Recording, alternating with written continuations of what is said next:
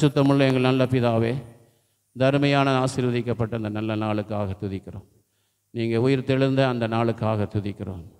ஆண்டவரே, இந்த நாளிலே கர்த்தாவே சோத்திரம்பா, இந்த ஆராதனை நீங்கள் பொறுப்பேற்றுக் கொள்ளும்படி ஜெபிக்கிறோம். வருகிற பிள்ளைகளை ஆண்டவரை சகல தடைகளையும் நீக்கி கொண்டு வாங்கப்பா. ஆண்டவரை இடம் கொள்ளாமல் அந்த இடத்தை நிரப்புங்க சுவாமி. ஆண்டவரே, வந்தவர்கள் வந்த வண்ணமாய் போகாதபடி தேவன் தாமே நம்முடைய பிள்ளைகளை அளவில்லாமல் ஆசீர்வதித்து நம்முடைய பூரண சமாதானத்தினாலே நிரப்பி அற்புதங்கள் அடையாளங்கள் செய்து நம்முடைய பிள்ளைகள் ஆண்டவரை மகிழ்ச்சியோடு நாங்கள் இந்த இடத்தை விட்டு கடந்து போக நீங்கள் உதவி செய்ய வேண்டும் என்று ஜெபிக்கிறோம். பாடல் பாடுகிற அந்த பகுதியை கர்த்தர் ஆசீர்வதியும். பாடுகிற பிள்ளைகளை நீர் ஆசீர்வதியும்.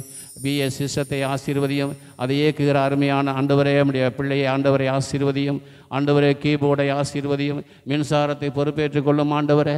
அப்பா ஸ்தோத்திரம் ஆண்டவரே, ஸ்தோத்திரம் ஆண்டவரே. வேத வாசிப்பு பகுதி, காணிக்கை பகுதி, ஆண்டவரே செய்தி பகுதி எல்லாவற்றையும் ஆரம்பம் முதல் முடிவு வரை நீங்கள் பொறுப்பேற்றுக் கொள்ளும்படி ஆண்டவரே அபிஷேகத்தை தரும்படி கர்த்தாவை ஏற்ற வேலையில் நம்முடைய தாசனை ஆண்டவரே அப்பா நீங்கள் சுகமாய் கொண்டு வந்து சேர்க்கும்படி கர்த்தாவே ஸ்தோத்திரம் நாங்கள் வேண்டுகிறோம் ஆண்டவரே. எங்கள் இருதயத்துக்கு ஏற்ற ஆண்ட வார்த்தைகளை கர்த்தாவே ஸ்தோத்திரம் மனுஷன் அப்பத்தினாலே மாத்திரமல்ல, தேவனுடைய வாயிலிருந்து புறப்படுகிற ஒவ்வொரு வார்த்தையினாலும் பிழைப்பான் என்று எழுதியிருக்கிறதே என்று சொன்ன தேவன் அந்த வார்த்தையினாலே எங்களை விடுவிக்குது. அந்த வார்த்தையினாலே எங்களை குணமாக்கி, அந்த வார்த்தையினாலே எங்களை ஆண்டவரே நாங்கள் உயிர் மீழ்ச்சி அடைந்து ஆண்டவரே நாங்கள் ஆண்டவரை விடுதலையோடு சந்தோஷத்தோடு சமாதானத்தோடு புறப்பட்டு செல்ல உதவி செய்யும் ஆண்டவரே.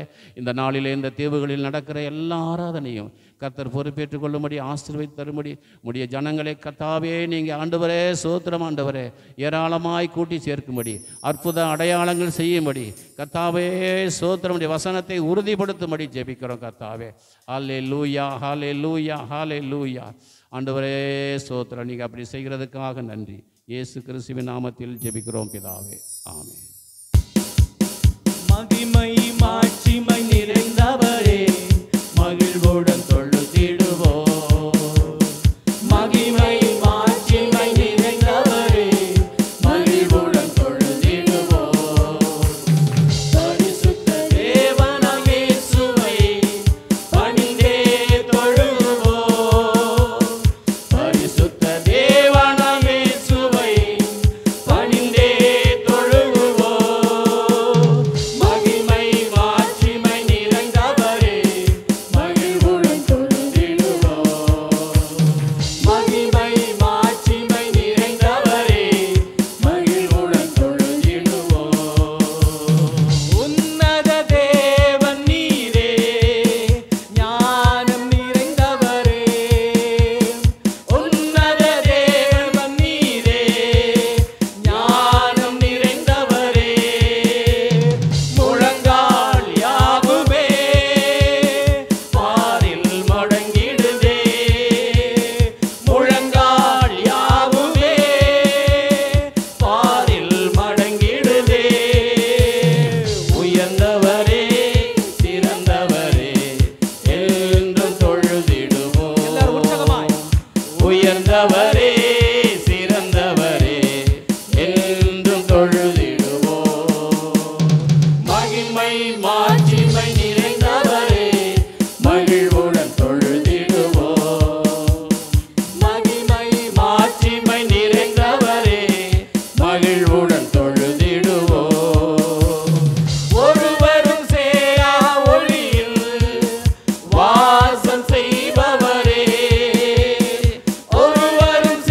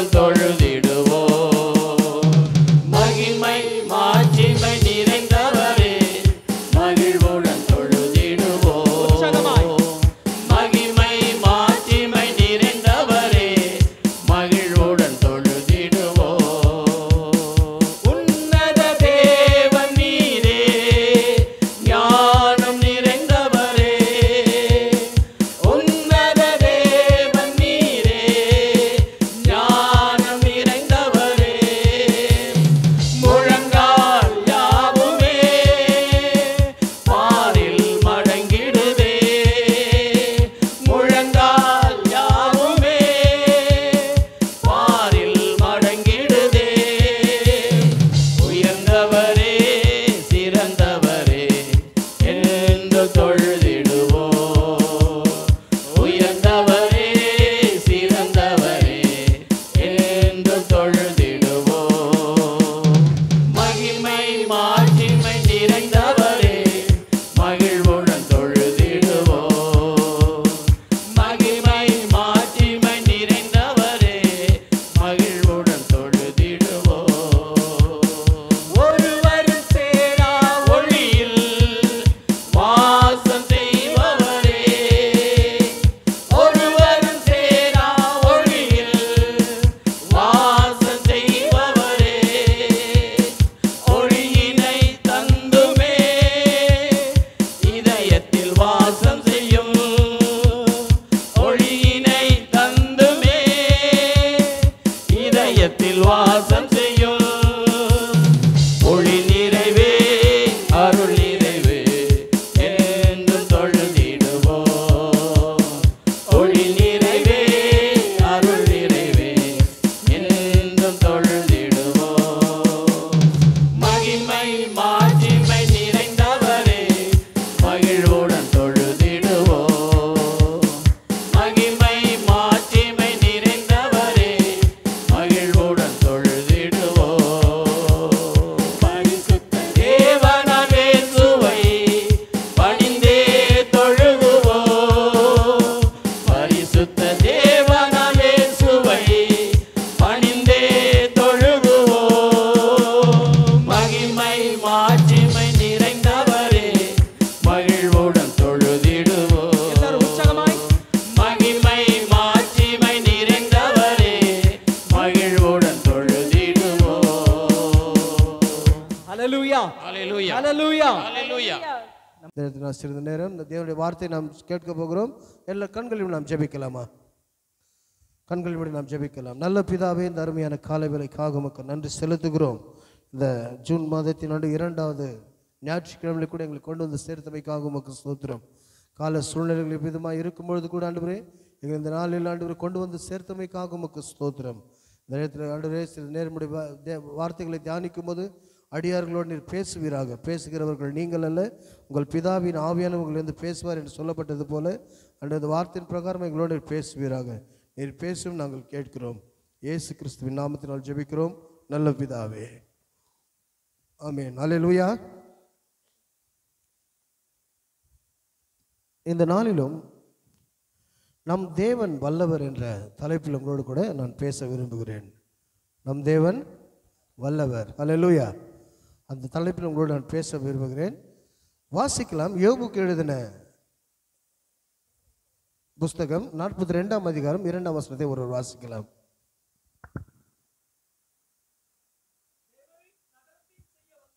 தேவரீர் சகலற்றையும் செய்ய வல்லவர், நீ செய்ய நினைத்தது தடைப்படாது என்பதை அறிந்திருக்கிறேன். ஹல்லேலூயா. இங்க இந்த வசனத்தை யார் சொல்லுகிறது? பக்தனாகிய யோபு சொல்லுகிறார். அவருடைய வாழ்க்கையில பார்க்கும் பொழுது எத்தனையோ போராட்டங்கள், எத்தனையோ உபத்திரவங்கள், தன்னுடைய வாழ்க்கையில ஒரு எதிர்காலத்தை குறித்து ஒரு நம்பிக்கையற்ற ஒரு சூழ்நிலை காணப்பட்டது. ஒரு காலத்தில் பார்க்கும்போது அவர் எவ்வளவு செல்வ செழிப்பாக வாழ்ந்து கொண்டிருந்தார். எல்லாவற்றிலும் ஒரு குறைவின்றி ஒரு ஆசீர்வதிக்கப்பட்ட ஒரு மனுஷனாய் காணப்பட்டார். ஆனால் இங்கு பார்க்கும் பொழுது கடைசி அதிகாரமாகி இந்த அதிகாரத்தில் அவர் சொல்லுகிறார், தேவரீர் சகலவற்றையும் செய்ய நீ வல்லவர் என்று விசுவாச அறிக்கை எடுக்கிறதை நாம் பார்க்க முடியும். பிரியமானவர்களே, இவருடைய வாழ்க்கையில பயங்கரமான சூழ்நிலைகள் சம்பவித்தது. இருந்த எல்லா ஆசையும் இழந்து விட்டார். தன் சொந்த பிள்ளைகளை எல்லாவற்றையும் இழந்து ஒரு தனிமையில நின்று கொண்டிருந்தார். போதாத குறைக்கு தன் சொந்த மனைவி தன்னை பார்த்து என்ன சொல்லுகிறார்? இன்னும் அவன் விசுவாசத்தில் நிலைத்திருக்கிறீர், தேவனை தூசித்து ஜீவனை விடும் என்று தன் சொந்த மனைவி சொல்லுகிறார். பிசாசு அவ்விதமாக தன் வாழ்க்கையில் அப்படிப்பட்ட சூழ்நிலைகளுக்குள்ள கொண்டு வந்தான். ஆகவே நம்முடைய வாழ்க்கையில நாம் சில காரியங்கள் நினைக்கும் போது நன்மையானதை நினைக்க வேண்டும். அல்லேலூயா. தேவன் எனக்கு நன்மை செய்வார், தேவனை உயர்த்துவார், ஆசீர்வாதமான வார்த்தைகள் நாம் நினைக்க வேண்டும். யோபு சொல்லுகிறார், என்ன சொல்லுகிறார்? நான் நினைத்த காரியம் எனக்கு நேரிட்டது என்று சொல்லுகிறார். காரணம் என்ன? அப்படி சொல்ல காரணம் என்ன? இவருக்குள்ள ஒரு பயம் இருந்திருக்கும். இவருக்குள்ளாக எப்பொழுது பார்த்தாலும் அப்படிப்பட்ட சூழ்நிலைகள் அவருக்கு இருந்திருக்கும். ஆகவே தான் பிசாசானவன் இந்த காரியத்தை தந்திரமாக பயன்படுத்தி கொண்டு இவருடைய வாழ்க்கையில தேவனிடத்தில் ஒரு பர்மிஷன் கேட்டுக்கொண்டு இவரை சோதிக்கும்படியாக இறங்கி வருகிறான். ஆகவே தேவ பிள்ளைகளாகிய நாம் எப்பொழுதும் நாம் என்ன செய்ய வேண்டும்? பாசிட்டிவாக நாம் திங்க் செய்ய வேண்டும். இந்த காரியம் எனக்கு நேரிடுமோ என்று யோபு நினைத்தது நிமித்தமாக அவருடைய வாழ்க்கையில இந்த சம்பவங்கள் நடந்ததை நாம் பார்க்க முடியும். ஆகவே தான் சொல்லுகிறான், நான் நினைத்தது எனக்கு நேரிட்டது என்று சொல்லி. கிறிஸ்துவ நாம் நம்முடைய வார்த்தையில் கூட எப்பொழுதும் நாம் பாசிட்டிவாக பேசக்கூடியவர்களாய் நாம் காணப்பட வேண்டும். ஆனாலும் தேவன் நம்மை தப்புவிக்க அவர் வல்லவுள்ள தேவனாய் இருக்கிறார். எதில் என்று சொன்னால் வாசிக்கலாம். தானியேல் 3ஆம் அதிகாரம் 17ஆம் வசனத்தை ஒருவர் வாசிக்கலாம். தானியேலின் புஸ்தகம் 3ஆம் அதிகாரம் 17ஆம் வசனம்.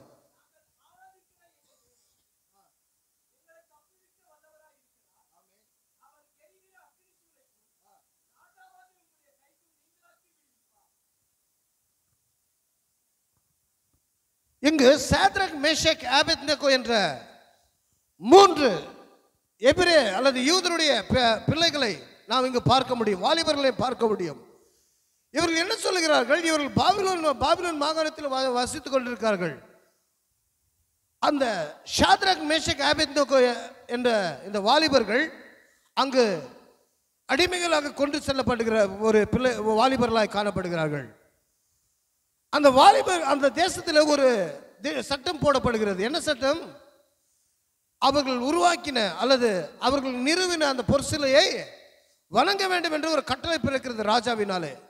இது எதற்காக பிறக்கப்பட்டது என்று சொன்னால், இவர்கள் எப்பொழுதும் தேவனை ஆராதித்துக் கொண்டிருக்கிறதை அந்த பாபிலோன் மாகாணத்தில் இருக்கிற ஜனங்கள் கண்டு நேபுகாத்நேசாருக்கு அவளுக்கு அந்த பாபிலோன் ராஜாவுக்கு ஒரு ஆலோசனை கொடுக்கிறார்கள்.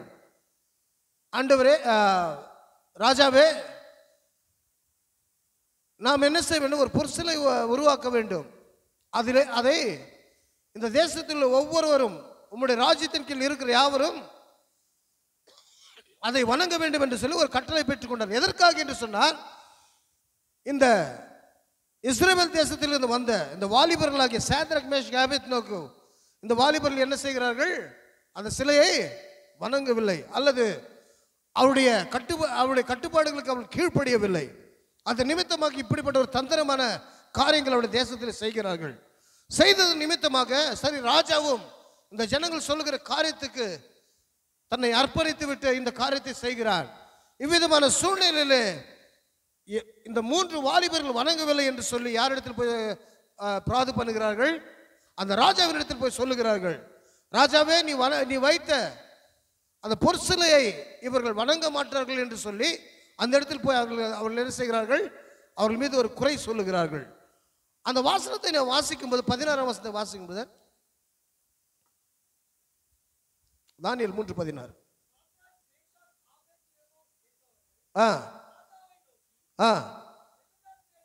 நேபுகாத்நேச்சாரே, இவன் தைரியமா சொல்ற, இந்த காரியத்தை குறித்து உமக்கு உத்தரவு சொல்ல எங்களுக்கு என்னவில்லை, அவசியம் இல்லை. நாங்கள் ஆராதிக்கிற எங்கள் தேவன் எங்களை தப்புவிக்க வல்லவராய் இருக்கிறார். படிங்க. அவர் எரிகிற அக்கினி சூளைக்கும், ஆமென், அல்லேலூயா, அல்லேலூயா. அவர் எரிகிற அக்கினி சூளைக்கும் ராஜாவாகி உம்முடைய கைக்கும்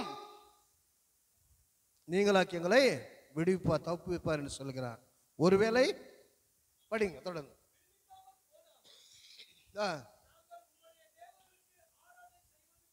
ஆமென். ராஜாவை பார்த்து தைரியமாய் சொல்லுகிறார்கள். இத்தனை நாட்கள் அந்த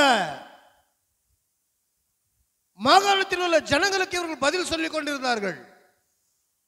அவர்கள் எதிர்த்து பேச முடியவில்லை. இவர்கள் செய்கிற காரியம் இவர்கள் கொஞ்சம் கூட பொறுக்கவில்லை. இதன் நிமித்தமாக ராஜாவுக்கு சொல்லும் பொழுது அவன் சொல்லுகிறான், அந்த 14ஆம் வசனத்தை வாசிப்போம் என்று சொன்னால், அவன் ராஜா ஒரு வார்த்தை சொல்லுகிறான், இப்போதும் எக்காலம் நாதஸ்வரம் கிண்ணறம், வீணை, சுரமண்டலம், தம்பூர் முதலான சகலவித கீத வாக்கியங்கள் சத்தத்தை நீங்கள் கேட்கும்போது தாழ்விழுந்து பண்ணி வைத்த சிலுவை பணிந்து கொள்ள ஆயத்தமாக இருந்தால் நல்லது. பணிந்து கொள்ளாமல் இருந்தவர்களாகில் அந்நேரமே அறிகிற ஆமென் அல்லேலூயா என் கைக்கு தப்பு வைக்க போகிற தேவன் யார் என்றார். சற்று இங்கு ஆழமாய் கொஞ்சம் சிந்தித்து பாருங்கள். இவன் சொல்லுகிறான், இப்போதும் சகல விதமான வாத்தியங்கள் உங்களுக்கு முன்பதாக வாசிக்கப்படும், இப்பொழுது நீங்கள் மனம் திரும்புங்கள், இப்போது உங்கள் மனதை மாற்றிக்கொள்ளுங்கள் என்று இவன் சொல்லுகிறதை நாம் பார்க்க முடியும். எனக்கு அன்பானே, நம் இந்திய தேசத்தில் இன்றைய தினத்தில் நடந்து கொண்டிருக்கிற காரியங்கள் என்ன? நம் நார்த் இந்தியாவில் போய் பார்க்கும் பொழுது இதே சூழ்நிலை தான் இப்போ நடந்து கொண்டிருக்கிறது. இந்த கர்வாபிசை என்று சொல்லி ஒரு காரியத்தை செய்துவிட்டு எல்லோரையும் ரட்சிக்கப்பட்டவர்களை அல்லது மனம் திரும்பி எல்லாம் தங்கள் பக்கமாக இழுத்து கொண்டிருக்கிறதை நாம் பார்க்க முடியும். உத்தரப்பிரதேசத்தில் முக்கியமாக இந்த காரியங்கள் நடந்து கொண்டிருக்கிறதை நாம் பார்க்க முடியும். இதே சூழ்நிலை தான் அந்த காலத்தில் நடந்தது. நடந்த பொழுது இவர்கள் சொல்லுகிறார்கள் ஒரே ஒரு வார்த்தை, நாங்கள் ஆராதிக்க தேவன் எங்களை தப்புக்கு வல்லவராக இருக்கிறார், அவர் எரிகிற அக்கினி சூளைக்கும் ராஜாவுடைய கைக்கும் எங்களை தப்புப்பா என்று விசுவாசத்தோடு சொல்லுகிறார். நம்முடைய தேவன் தப்புவிக்க வல்லமுள்ள தேவனாய் இருக்கிறார். ஒருவேளை இப்படிப்பட்ட சூழ்நிலை இருக்கலாம், இப்படிப்பட்ட போராட்டமுள்ள சூழ்நிலை இருக்கலாம். ஆண்டவர் நம்மை பார்த்து சொல்லுகிறார், நான் உன்னை தப்புவிக்க வல்லமுள்ள தேவனாய் இருக்கிறேன் என்று அவர் நம்மை பார்த்து சொல்லுகிறார். பிரியமானவர்களே, நாம் கிறிஸ்தவர்களாகிய நமக்கு நம்முடைய வாழ்க்கையில ஒரு வைராக்கியம் இருக்க வேண்டும். தேவனை குறித்து ஒரு அன்பு இருக்க வேண்டும். தேவனை குறித்து எந்த இடத்திலும் நின்று அவரை குறித்து அறிக்கை பண்ணக்கூடியவர்களாய் நாம் காணப்படும் போது தேவன் நம்மை தப்புக்க ஒரு வல்லமுள்ள தேவனாய் இருக்கிறார். இந்த வாலிபர்கள் பாருங்க, எபிரேய வாலிபர்கள் தேவனுக்காக வைராக்கியமாக நின்றது நிமித்தமாக தேவன் மகிமையான காரியத்தை என்னுடைய வாழ்க்கையில செய்தார். பிரியமானவர்களே, அல்லேலூயா அல்லேலூயா. ஒரு காலகட்டம் வரும், நம் தேசத்திலும் எல்லோரும் கர்த்தரே தேவன் என்பதை பணிந்து கொள்ளக்கூடிய நாட்கள் வரும். பிரியமானவர்களே, இயேசுவே ஆண்டவர் என்று சொல்லக்கூடிய நாட்கள் வரும். தேவன் அதை கொண்டு வருவார். கர்மேல் பர்வதத்தில் எலியாவும் அந்த பாகால் தீர்க்கதரிசிக்கு நின்ற பொழுது நடந்தது என்ன? எலியா சொல்லுகிறார், கர்த்தர் தெய்வம் அவரை பணிந்து கொள்ளுங்கள், பாகால் தெய்வம்னால் அவனை பணிந்து கொள்ள என்று சொல்லும் பொழுது அங்க இருக்கிற எல்லா ஜனங்களும் தேவன் யார் என்பதை நிரூபிக்க அவர் நினைத்துக் கொண்டிருக்கும் பொழுது வானத்திலிருந்து அக்கினி இறங்கி வந்தது. எலியாவை ஜெபித்த பொழுது வானத்திலிருந்து அக்கினி இறங்கி வந்தது. பிரியமானவர்களே, இறங்கி வந்து எல்லாவற்றையும் தகித்து போட்டு விட்டது. உடனே அவர்கள் எல்லாம் சொன்னார், கர்த்தரே தெய்வம், கர்த்தரே தெய்வம் என்று அந்த இடத்தில் அவர் பணிந்து கொண்டார்கள் என்று வேதம் சொல்லுகிறது. ஆகவே நாம் என்ன செய்ய வேண்டும்? தேவனுக்கு வைராக்கியமாய் நிற்கும் போது அவர் வல்லமுள்ள தேவனாய் இருக்கிறார். முதலாவது அவர் நம்மை தப்புக்கு வல்லமுள்ள தேவனாய் இருக்கிறார். இந்த ஷாத்ராக் மேஷாக் ஆபேத்நேகை போல எந்த இடத்திலும் நாம் வைராக்கியமாய் நாம் இருப்போம் என்று சொன்னார், தேவனுக்காக நாம் உண்மையாக இருப்போம் என்று சொன்னார், கர்த்தர் நம்மை தப்புவிக்க அவர் வல்லமுள்ள தேவனாய் இருக்கிறார். இரண்டாவதாக அவரை உதவி செய்ய வல்லவராய் இருக்கிறார். வாசிக்கலாம் எபிரேயர் புஸ்தகம் 2ஆம் அதிகாரம் 18ஆம் வசனத்தை. எபிரேயர் புஸ்தகம் 2ஆம் அதிகாரம் 18ஆம் வசனத்தை வாசிக்கலாம்.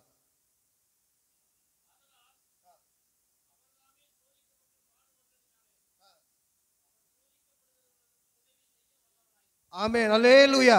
இங்க ஆண்டவர் என்ன சொல்லுகிறார்? இந்த வசனம் தெளிவாய் சொல்லுகிறது, அவர் தாமே சோதிக்கப்பட்டு பாடுபட்டதினால் அவர் சோதிக்கப்பட்டு உதவி செய்ய வல்லவராய் இருக்கிறார். அல்லேலூயா. ஆண்டவர் நம்மை போல எல்லா விதத்திலும் பாடுபட்டு சோதிக்கப்பட்ட ஒரு தேவனாய் காணப்படுகிறார். அல்லேலூயா. சோதிப்பு எதற்காக வருகிறது? சோதனை எதற்காக வருகிறது? தேவன் நம்மை உயர்த்தும்படியாக அந்த சோதனை வருகிறது.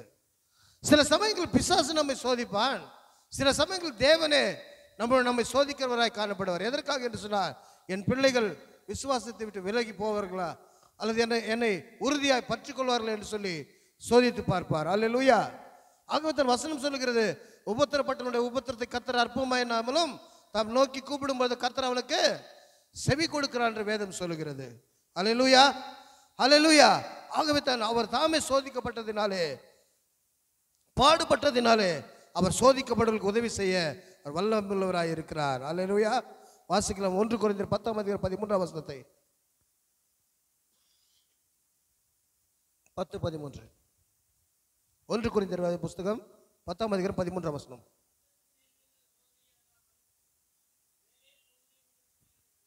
ஆமென் ஆமென்.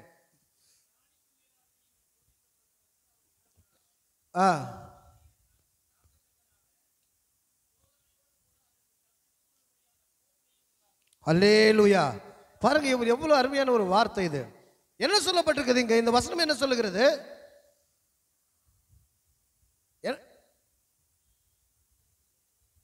மனுஷருக்கு நேரிடுகிற சோதனை அல்லாமல் வேற சோதனை உங்களுக்கு நேரிடவில்லை என்று ஆண்டவர் சொல்லுகிறார். இந்த பரிசுத்த பவுல் கொரிந்தியருக்கு எழுதும்போது இந்த காரியத்தை சொல்லுகிறார். உங்க சோதனை வருவது உண்மைதான். கிறிஸ்தவர்கள் நம்மை சோதிக்கும். பிசாசன் அநேக வாலிபர்களை பாவத்தில் விழும்படியாக சோதிக்கும். குடும்பங்களை தேவனை விட்டு பிரிந்து போகும்படியாக சோதிக்கும். இப்படிப்பட்ட பல சோதனைகள் நம்ம வாழ்க்கையில் வரும். தேவனை உறுதியாய் பற்றி கூடாதபடிக்கு பல சந்தர்ப்பங்கள் நம்முடைய வாழ்க்கையில் தோன்றும். பிரியமானவர்களே, பல சமயங்களில் இடரை விடக்கூடிய அப்படிப்பட்ட சூழ்நிலைகளை பிசாசன் கொண்டு வந்து விடுவார். ஆனாலும் தேவனுடைய வார்த்தைக்கு சொல்லுகிறது, மனுஷருக்கு நேரிடுகிற சோதனை அல்லாமல் வேறு சோதனை உங்களுக்கு நேரிடவில்லை. தேவன் உண்மையுள்ளவராய் இருக்கிறார். உங்கள் திராணிக்கு மேலாக நீங்கள் சோதிக்கப்படுவதற்கு அவர் இடம் கொடுக்கவே மாட்டார். அல்லேலூயா. அவங்க திராணிக்கு தக்கதாக தான் தேவன் அவரை சோதிப்பார். திராணிக்கு மேலாக யாரையும் சோதிக்க மாட்டார். அது மாத்திரமல்ல, வேதம் சொல்லுகிறது, தேவன் பொல்லாங்கினால் சோதிக்கிறவரும் அல்ல என்று சொல்லப்பட்டிருக்கிறது. அவனவன் தன் சொந்த இச்சை, தன் சொந்த சுய இச்சையினாலே இழுப்புண்டு சோதிக்கப்படுகிறான் என்று வேதம் சொல்லுகிறது. பாவத்தில் சோதிக்கப்படுகிற தன் இச்சையினாலே சோதிக்கப்படுகிறான். ஆனால் தேவன் சோதிக்கும் போது திராணிக்கு மேலாக நம்மை சோதிக்கிற தேவன் இல்லை என்று வேதம் சொல்லுகிறது. அல்லேலூயா. இதைத்தான் இந்த வசனம் தெளிவாய் சொல்லுகிறது. அது மாத்திரமல்ல, தேவன் உண்மையுள்ளவராய் இருக்கிறார். சோதனை தாங்கத்தக்கதாக அதனோடு கூட அதை தப்பித்துக் கொள்ளும்படியான போக்கையும் அவர் உண்டாக்குகிற தேவனாய் இருக்கிறார். நமக்கு ஒரு சோதனை வரும்போது அதை தாங்க முடியவில்லை என்று சொன்னார், அதிலிருந்து தப்பித்துக் கொள்ளும்படியாக போக்கையும் அவர் உருவாக்கி தருவார். அல்லேலூயா. யோசேப்புடைய வாழ்க்கையில் வந்த சோதனை அல்லாமல் பயங்கரமான சோதனை. பிரியமானவர்களே, அவன் பாருங்கள், எகிப்துக்கு போய் அடிமையாக விற்கப்பட்ட பொழுது அந்த பார்வோனுடைய வீட்டில் வேலை செய்து கொண்டிருக்கும் போது நடந்த காரியங்கள் என்ன? அந்த போர்த்திபான் மனைவி வந்து தன் பாவத்துக்கு இணங்கும்படியாக அவன் அவ்விதமாக பாவத்துக்கு அழைத்த பொழுது அவன் தன் வஸ்திரத்தை உதறி விட்டு ஓடினான் என்று சொல்லப்பட்டிருக்கிறது. காரணம் என்ன? அவன் தப்பித்துக் கொள்ளும்படியான போக்கையும் அவன் உணர்ந்தான். அல்லேலூயா. நான் அவமானப்பட்டாலும் பரவாயில்லை, எனக்கு நிந்தை வந்தாலும் பரவாயில்லை, என் தேவனுக்கு விரோதமாக என்ன செய்ய மாட்டேன், நான் பாவம் செய்ய மாட்டேன் என்று சொல்கிறான். அவர் அனுதினமும் தன்னை வரித்து கொண்டிருக்கும் போது அவன் சொன்னார், இவ்வளவு பெரிய பொல்லாத பாவத்தை செய்து தேவனுக்கு விரோதமாக நான் பாவம் செய்வது எப்படி என்றான்னு தன் அறிக்கை செய்கிறான். பிரியமானவர்களே, அல்லேலூயா. நம்முடைய வாழ்க்கையிலும் பலவித சோதனைகள் வரும். தேவனை நெருங்கி ஜீவித்துக் கொண்டிருக்கும் போது வேதத்தை படிக்க கூடாதபடிக்கு அல்லது வேதத்தை வாசிக்க கூடாதபடிக்கு, ஜெபிக்க கூடாதபடிக்கு, கர்த்தருடைய சபைக்கு செல்லக்கூடாதபடிக்கு, தேவனுடைய அளவுகளுக்குள்ளாக ஜீவிக்க கூடாதபடிக்கு பிசாசான் பலவிதமான தந்திரமாக கிரியை செய்வான். அப்படிப்பட்ட சூழ்நிலையில் நாம் என்ன செய்ய வேண்டும்? தேவனுக்காக உறுதியாய் வைராக்கியமாய் நிற்கும்படியாக நாம் எழும்பி பிரகாசிக்க வேண்டும். பிரியமானவர்களே, தேவன் நம்மை பார்த்து ஒரு எதிர்பார்ப்போடு கூட எதிர்பார்க்கிறார். என் பிள்ளைகள் என் சத்தத்தை செவி கொடுப்பார்கள், என் வழிகளில் நடப்பார்கள் என்று தேவன் எதிர்பார்ப்போடு காத்து கொண்டிருக்கிறார். அதைத்தான் ஆண்டவர் சாத்தானிடத்தில் போய் சொன்னார், என் தாசனாகிய யோபின் மீது கண் வைத்தாயோ, கவனம் வைத்தாயோ என்று அவனை பார்த்து சொல்லுகிறார். அது மாத்திரமல்ல, அவனை குறித்து ஆண்டவர் சொல்லுகிறார், உத்தமனும் சன்மார்கனும் நீதிமானும் பொல்லாப்புக்கு பயந்து, தேவனுக்கு பயந்து பொல்லாப்புக்கு விலகுவனாக அவனை போல பூமியில் ஒருவனும் இல்லை என்று ஆண்டவர் சாட்சி கொடுக்கிறார். ஒருவேளை அவன் விழுந்து போயிருந்தாலும் நிலைமை என்ன இருக்கும் பாருங்கள். தேவனுக்கு அவமானத்தை கொடுக்கக்கூடியதாக இருக்கும். ஆனால் அவன் அப்படி செய்யவில்லை. தேவனுக்காக வைராக்கியமாய் நின்றான். தன் உதடுகளினாலும் அவன் பாவம் செய்யவில்லை என்று வேதம் சொல்லுகிறது. பிரியமானவர்களே, தன் உதடுகளினால் அவன் பாவம் செய்யவில்லை என்று அவன் வேதம் சொல்லுகிறது. தன் சகோதரர் தன் நண்பர்கள் வருகிறார்கள், ஒரு பக்கம் தன் மனைவி தன்னை சபித்து விட்டாள், மறுபக்கம் தன் நண்பர்கள் வந்து அவனுக்கு விரோதமாய் பேசிக் கொண்டிருக்கிறார்கள். ஆனால் இவை எல்லாவற்றிலும் யோபு தன் உதடுகளினாலும் பாவம் செய்வது என்று வேதம் சொல்லுகிறது. ஆகவே தான் ஆண்டவர் சொன்னார், அவன் முன்னிருந்த நிலைமை காட்டிலும் அதிகமாக நட்டத்தினை அவனை ஆசீர்வதித்தார். அல்லேலூயா. எத்தனை மடங்கு ஆசீர்வாதத்தை அவனை கொடுத்தார் ஆண்டவர்? 2 மடங்கு ஆசீர்வாதத்தை கொடுத்தார். காரணம் என்னவென்று சொன்னால், அவன் தேவனுக்காக வைராக்கியமாய் நின்றான். யோபுவை போல நம்மை கூட இந்த நாளில் ஆண்டவர் பார்த்து ஒருவேளை சாத்தான் இடத்தில் ஆண்டவர் சொல்லுவார், என் பிள்ளைகள் என் வெளிகளை விட்டு விலகி போக மாட்டார்கள், என் சத்தியத்தில் நிலை நிற்பார்கள், என்னை உறுதியாய் பற்றி கொள்வார்கள், எனக்காக வைராக்கியமாய் நிற்பார்கள் என்று நம்மை குறித்து சொல்லும் பொழுது நாம் தேவனுக்காக நாம் எப்படி இருக்கக்கூடியவர்களாக காணப்படுகிறோம். எத்தனை பேர் நாம் அதிகாலையில் எழுந்து நாம் ஜெபிக்கிறோம்? எத்தனை பேர் தினமும் வேதத்தை வாசிக்கிறோம்? எத்தனை பேர் தேவனுடைய ஆலயத்தை குறித்து வாஞ்சியுள்ள நாம் காணப்படுகிறோம்? தாவீது ராஜா சொல்லுகிறார், 122ஆம் சங்கீதம் 1ஆம் வசனத்தை ஒருவர் வாசிக்கலாம், பார்க்கலாம். சங்கீதம் 122:1.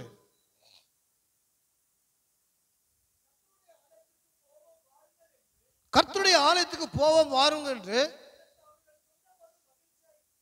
எனக்கு அவள் சொல்லும் போது நான் மகிழ்ச்சியாக இருந்தேன். அல்லேலூயா. சிலர் கர்த்தருடைய ஆலயத்துக்கு போவோம் வாருங்கள் என்று சொல்லும் போது அவருடைய இருதயம் எப்படி இருந்ததா? மகிழ்ச்சியா இருந்தது என்று சொல்லப்பட்டிருக்கிறது. ஒரு ராஜாவாய் இருக்கிறான் அவன். முழு இஸ்ரவேல் தேசத்தை அவள் ஆளுகை செய்து கொண்டிருக்கிறான். ஆனால் அவரிடத்தில் போய் நாம் கர்த்தருடைய ஆலயத்துக்கு போவோம் வாரும் என்று சொல்லும் பொழுது அவன் மகிழ்ச்சியா இருந்தார் என்று சொல்லப்பட்டிருக்கிறது. எத்தனை பேர் நாம் தேவனுடைய ஆலயத்துக்கு போவோம் வாரும் என்று சொல்லும் பொழுது நாம் மகிழ்ச்சியோடு இருக்கிறோம்? எத்தனை பேர் ஞாயிற்றுக்கிழமை உற்சாகத்தோடு நான் தேவனை தரிசிக்க போகிறேன், தேவனை நான் ஆராதிக்க போகிறேன், தேவனுடைய வார்த்தைகளை நான் கேட்க போகிறேன், தேவன் என்னோடு கூட பேச போகிறார் என்ற ஒரு மகிழ்ச்சி நமக்குள்ள இருக்கிறது. எத்தனை பேர் மகிழ்ச்சி கொண்டு இருக்கிறோம்? யோசித்து பார்க்க வேண்டும். சிலர் நாம் என்ன செய்கிறோம்? சர்ச்சுக்கு போகவில்லை என்று சொல்ல இந்த வாரமெல்லாம் ஏதாவது நேரிடுவோம் என்று நாம் பயந்து வருகிறோம். சிலர் சர்ச்சுக்கு சபைக்கு போகவில்லை என்று சொன்னால் பாஸ்டர் ஏதாவது கேட்பார் என்று நாம் வருகிறோம். சிலர் சபைக்கு போகவில்லை என்று சொன்னால் ஏதாவது நன்மை கிடைக்காது என்று அந்த பயத்தினால் வருகிறார்கள். ஆனால் அப்படி அல்ல பிரியமானவர்களே. தாவீது ராஜா சொல்லுகிறார், நாம் ஆலயத்துக்கு போவோம் வாருங்கள் சொல்லும்போது என் இருதயம் மகிழ்ச்சியாக இருந்தது. நாம் தேவனை ஆனந்த சத்தத்தோடு ஆராதிக்க வர வேண்டும். ஆகவே தான் தாவீது சொல்லுகிறார், கர்த்தரை நான் எக்காலத்திலும் ஸ்தோத்திரிப்பேன், துதி எப்போது என் வாயில் இருக்கும் என்று சொன்னார். நாம் தேவனை ஆராதிக்க வரும்போது உற்சாகத்தோடு வர வேண்டும், ஒரு தீர்மானத்தோடு வர வேண்டும். என் தேவன் எனக்காக யாவும் செய்து முடிப்பார், எனக்காக யாவும் செய்து முடித்திருக்கிறார் என்ற ஒரு நம்பிக்கையோடு நாம் வர வேண்டும் பிரியமானவர்களே. ஆகவே தான் இந்த வசனம் சொல்லுகிறது, அவர் உதவி செய்ய வல்லமுள்ளவராய் இருக்கிறார். தம்மை தேடுகிற ஆத்மாவுக்கு கர்த்தர் நல்லவராகவே இருக்கார் என்று வேதம் சொல்லுகிறது. நமக்கு சோதனை வருவது உண்மைதான். ஆனால் ஆண்டவருடைய வசனம் சொல்லுகிறது, அவர் உதவி செய்ய வல்லமுள்ளவர் தேவனாய் இருக்கிறார். அவர் நம்மை போல சோதிக்கப்பட்டு பாடுபட்டிருந்தாலே இந்த காரியங்கள் நடக்கிறது. அல்லேலூயா, அல்லேலூயா. அடுத்ததாக அவர் பெருக செய்ய வல்லவராய் இருக்கிறார். வாசிக்கலாம் 2 கொரிந்தியர் 9ஆம் அதிகாரம் 8ஆம் வசனத்தை வாசிக்கலாம். 2 கொரிந்தியர் 9ஆம் அதிகாரம்.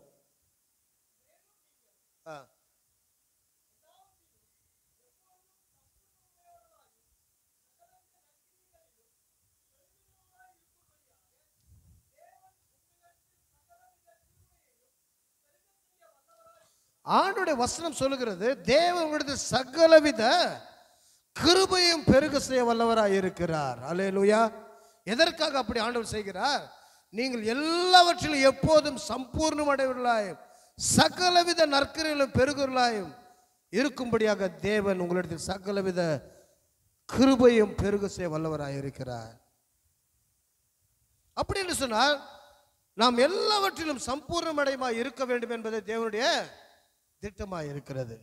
அல்லேலூயா. ஆகத்தன் 3 சொல்லப்பட்டிருக்கிறது, பிரியமான உன் ஆத்மா வாழ்வது போல நீ எல்லாவற்றிலும் வாழ்ந்து சுகமாயிரு என்று சொல்லப்பட்டிருக்கிறது. ஆகவே தான் இங்க சொல்லுங்க, நீங்கள் எல்லாவற்றிலும் எப்பொழுதும், எப்பொழுதும் என்றா அந்த வார்த்தை பாருங்க, எப்பொழுதும் சம்பூர்ணமுடையவர்களாய் சகலவித நற்கிரிகளை எப்போதும் சம்பூர்ணம் அடையவர்களாய் இருக்க வேண்டும் என்பது தேவனுடைய இஷ்டமாக இருக்கிறது. பிரியமானவர்களே, தேவன் தெளிவாய் சொல்கிறார், நீங்கள் எல்லாவற்றிலும் எப்பொழுதும் சம்பூர்ணம் உடையவர்களாயும் சகலவித நற்கிரிகளிலும் பெருகுகளுமாய் இருக்க வேண்டும். நற்கிரிகளில் நாம் பெருக வேண்டும். ஒவ்வொரு கிறிஸ்தவர்களும் ஆகிய நாம் இயேசுவின் நாமத்தை தரித்து கொண்டிருக்கிற நாம் ரட்சிக்கப்பட்டு அல்லது ஞான தேவனுடைய நீதிக்கு கீழ்ப்படிந்து அவருடைய வார்த்தைக்கு கீழ்ப்படிந்து அவருடைய நீதியை நிறைவேற்றினா நம்முடைய வாழ்க்கையில் எப்படி இருக்க வேண்டும்? நற்கிரியைகளில் பெருகுவர்களாய் நாம் இருக்க வேண்டும். அல்லேலூயா. ஒவ்வொரு நாளும் நற்கிரியைகளில் பெருகுவர்களாய் இருக்கிறவர்களாக, நன்மை செய்வதிலே சோர்ந்து போகாதீர்கள் என்று வேதம் சொல்லுகிறது. நாம் ஒவ்வொரு நாளும் நல்ல கிரியைகளில் நாம் பெருகுவர்களாய் நாம் காணப்பட வேண்டும். பிரியமானவர்களே, அப்படி செய்யும்போது அதற்காகத்தான் தேவன் நம்மிடத்தில் சகலவித கிருபையும் பெருக செய்ய அவர் வல்லமுள்ள தேவனாய் இருக்கிறார். நாம் எத்தனை பேர் நற்கிரியைகளை செய்து கொண்டிருக்கிறோம்? எத்தனை பேர் நன்மைகளை செய்து கொண்டிருக்கிறோம்? எத்தனை பேர் நம் பக்கத்தில் இருக்கிறோம் அல்லது சபைக்காக நாம் நற்கிரியைகளை செய்து கொண்டிருக்கிறோம்? யோசித்து பார்க்கிறோம். யோசித்து பார்க்கும் பொழுது கர்த்தர் பெரிய காரியங்களை செய்ய, சகல விதமான கிருபைகளை பெருக செய்ய அவர் வல்லமுள்ள தேவனாய் இருக்கிறார். அல்லேலூயா, அல்லேலூயா. வாசிக்கலாம். எபிரேயர் 6ஆம் அதிகாரம் 14ஆம் வசனத்தை ஒரு வாசிக்கலாம். எபிரேயருக்கு எழுதின நிருபம் 6ஆம் அதிகாரம் 14ஆம் வசனம்.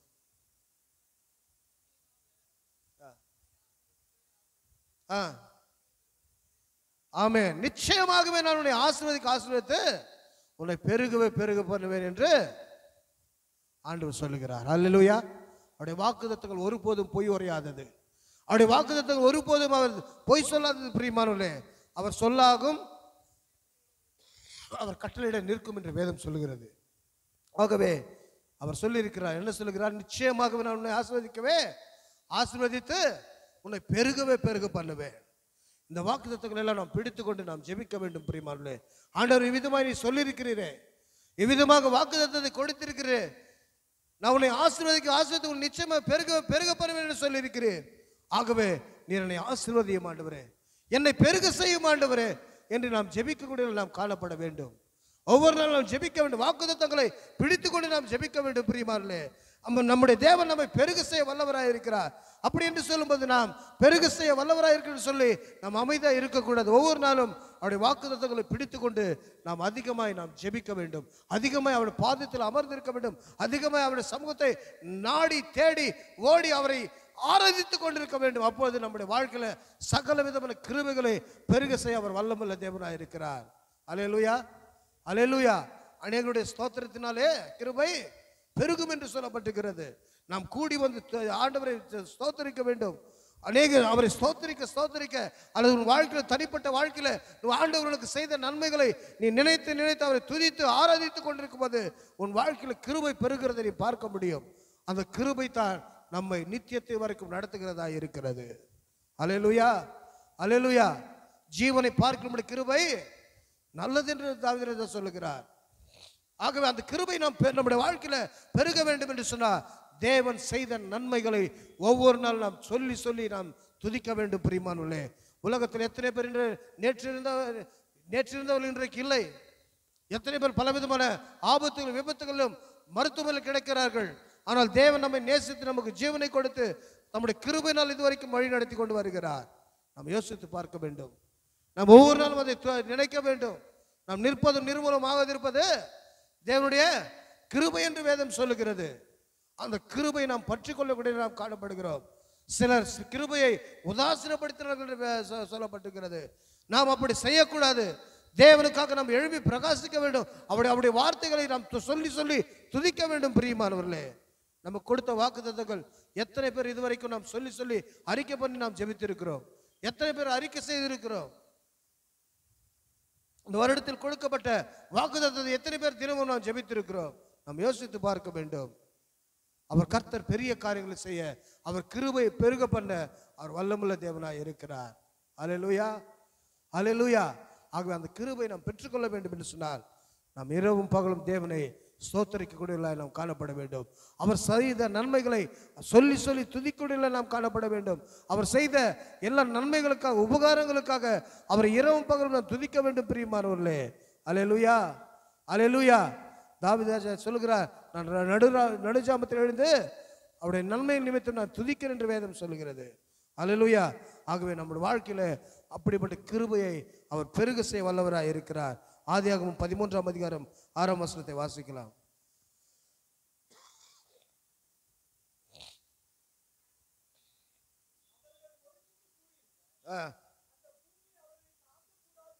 ஆமென்.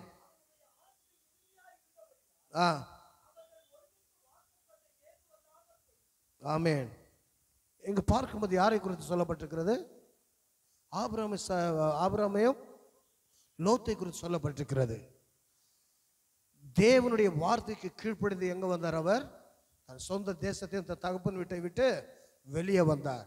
இப்பொழுது இங்கு பார்க்கும் 12ஆம் அதிகாரத்தில் தேவன் அவரை பார்த்து சொல்லுகிறார். என்ன சொல்லுகிறார்? வாசிங்க, 12:1 வாசிங்க.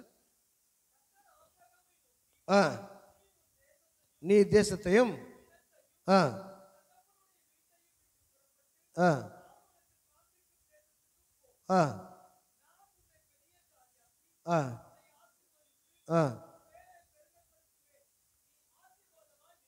அல்லேலூயா.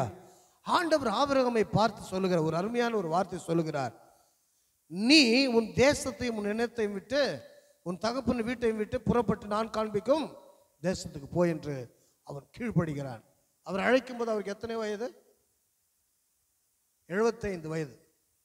அவர் அழைக்கும் போது 75 வயது அவருக்கு இருக்கிறது. அப்படின்ற வயதில் தேவனுக்கு கீழ்ப்படிந்து அவன் புறப்பட்டு போகிறான். அல்லேலூயா. ஆண்டவர் சொல்லுகிறார் பாருங்க, யாரையும் ஆண்டவர் சாதாரணமாக அழைப்பதில்லை. விருதாவாகவே தேவனை எவரையும் அழைப்பதில்லை. ஏசாயா புஸ்தகத்தில் சொல்லப்பட்டிருக்கிறது, இஸ்ரவேல் புத்திரராகிய உங்களை நான் விருதாவாக என்னை தேடுங்கள் என்று நான் சொல்லவில்லை என்று அவர் சொல்லுகிறார். தம்மை நோக்கி கூப்பிடு யாவருக்கும் அவர் என்ன சொல்லுகிறார்? என்ன செய்கிறார்? சமீபமாக இருக்கிறார். அவர் பதில் கொடுக்கிற தேவனாய் இருக்கிறார். ஒரு மனுஷனை தேவன் அழைக்கும் போது சாதாரணமாக அழைக்க மாட்டார். இங்க இருக்க நாம் அமர்ந்து இருக்கிற நாம், இங்க ஆலயத்து வந்திருக்கிற நாம் நம்மை குறித்து ஒரு சாதாரணமாக நாம் நினைத்து கொண்டிருக்கலாம். நாம் சாதாரணமாக நம்மை நினைக்க கூடாது. நாம் ராஜரீக ஆசாரிய கூட்டமாய் இருக்கிறோம். தேவனுடைய விலையேறப்பட்ட ரத்தத்தினால் மீட்கப்பட்ட கழுவப்பட்ட கிரயத்துக்காக கொல்லப்பட்டவர்களாய் நாம் காணப்படுகிறோம்.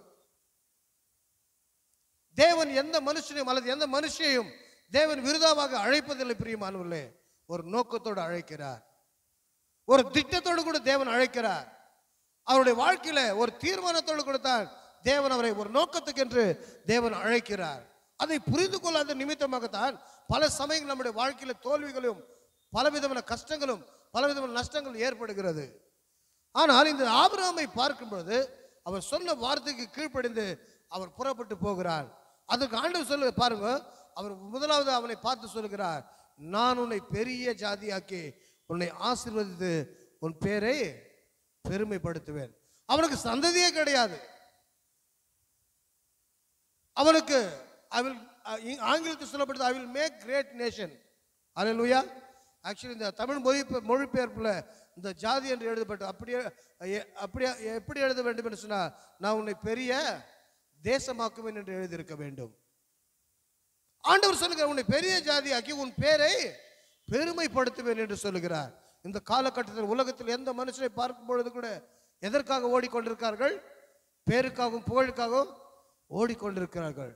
எப்படியாக என்னுடைய குடும்பம் பிரசித்தி பெற்ற குடும்பமாய் மாறாதா? என் பிள்ளைகள் ஒரு உன்னதமான ஸ்தானத்துக்கு வர மாட்டார்களா? என்னுடைய பிள்ளைகளுடைய பெயர்கள் உன்னத எல்லோரும் தெரிந்தவர்களாக மாறாதா என்று சொல்லி அநேகர் பிரயாசப்படுவதை பார்க்க முடியும். பலவிதமான காரியங்களை பார்க்க முடியும். பிரியமானவர்களே, தாங்கள் பிரபல்யமாக வேண்டும் என்று சொல்லி அல்லது ஃபேமஸ் ஆக வேண்டும் என்று சொல்லி பலவிதமான காரியங்களை இந்த நாட்கள் நாம் செய்கிறதை நாம் பார்க்க முடியும். இரண்டாவது சொல்லப்பட்டிருக்கிறது, ஆண்டு சொல்லுகிறார், நீ ஆசீர்வாதமாய் இருப்பாய் என்று ஆண்டு சொல்லுகிறார். அல்லேலூயா. இஸ்ரவேலை ஆசீர்வதிப்பது கர்த்தருக்கு பிரியம் என்று சொல்லப்பட்டிருக்கிறது. நம்மை ஆசீர்வதிப்பதற்காக தான் தேவன் நம்மை அழைத்திருக்கிறார். நம்முடைய தேவன் சர்வ வல்லமுள்ள தேவனாய் இருக்கிறார்.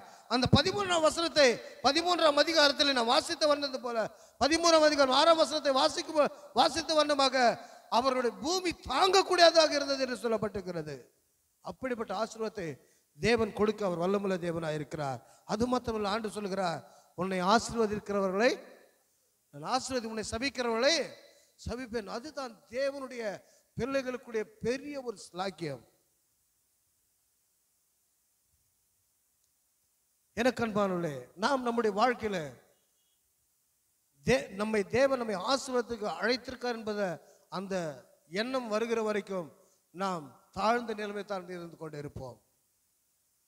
நாம் உயர்ந்த ஜனங்கள், தேவன் வானத்தையும் பூமியும் படைத்த கர்த்தராலே நான் ஆசீர்வதிக்கப்பட்டவர் என்ற எண்ணம் நமக்குள்ளாய் வர வேண்டும். பிரியமானவர்களே, ஆண்டவர் சொல்லுகிறார், உன்னை ஆசீர்வதிக்கிறவர்களை நான் என்ன செய்வேன்?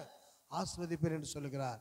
ஏன்னு சொன்னால் கர்த்தருடைய நாமம் நமக்கு தரிக்கப்பட்டிருக்கிறது.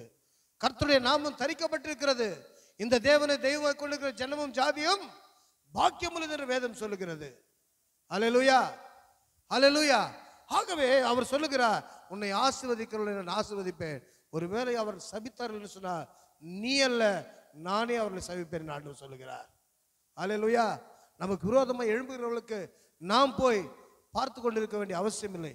நாம் போய் அவர்களோடு கூட போராட வேண்டிய அவசியம் இல்லை. பிரியமானவர்களே, ஆண்டவர் சொல்லுகிறார், உன்னோடு போராடி தேடியும் நீ காணாதிருப்பா என்று வேதம் சொல்லுகிறது. ஏனென்று சொன்னார், கர்த்தர் நமக்காக யுத்தம் பண்ணுகிற தேவனாய் இருக்கிறார். அல்லேலூயா, அல்லேலூயா. நான் உங்களுக்காக யுத்தம் பண்ணுவேன் என்று சொல்லுகிறார்.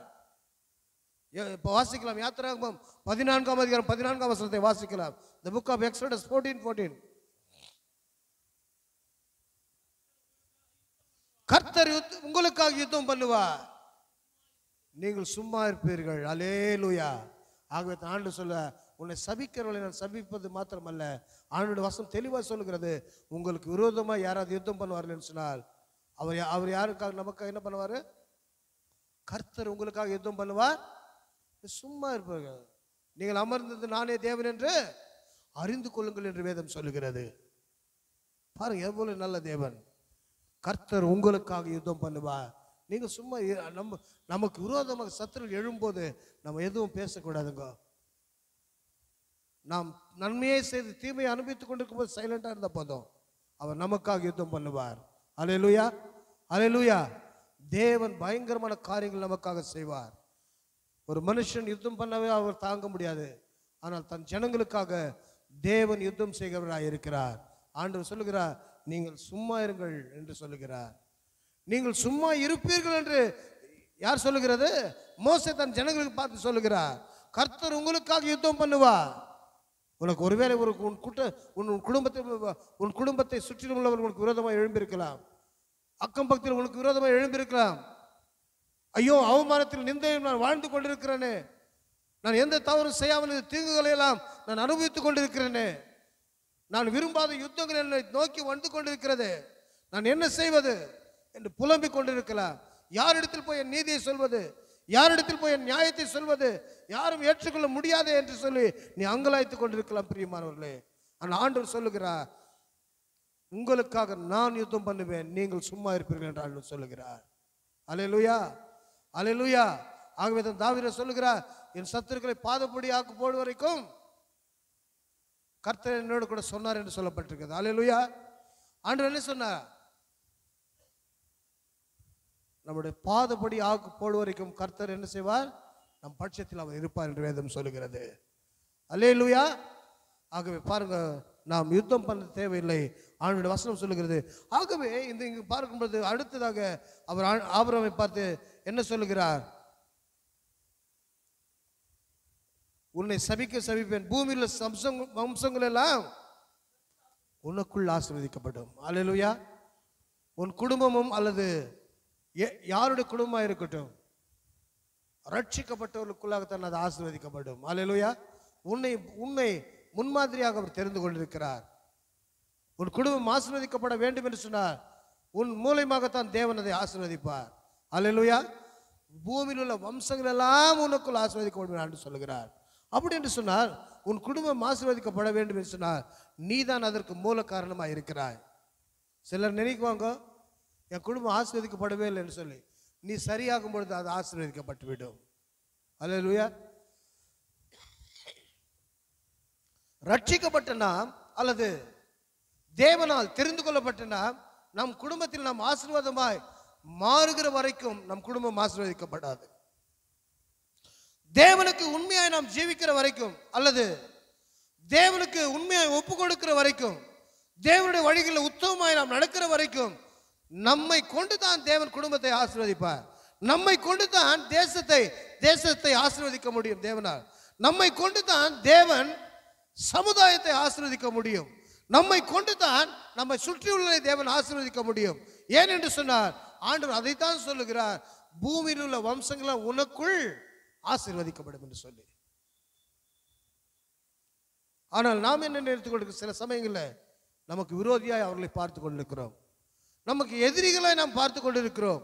ஆனால் ஒரு காரியத்தை நாம் புரிந்து கொள்ள வேண்டும், நமக்குள்ள தான் நம் மூலமாகத்தான் இந்த ஜனங்கள் ஆசீர்வதிக்கப்பட போகிறார்கள் என்று சொல்லி, நம் நிமித்தமாகத்தான் இந்த ஜனங்கள் ஆசீர்வதிக்கப்படுவார்கள் என்று சொல்லி நாம் நினைக்க வேண்டும். பிரியமானவர்களே, அந்த எண்ணம் நமக்குள்ளே வர வேண்டும்.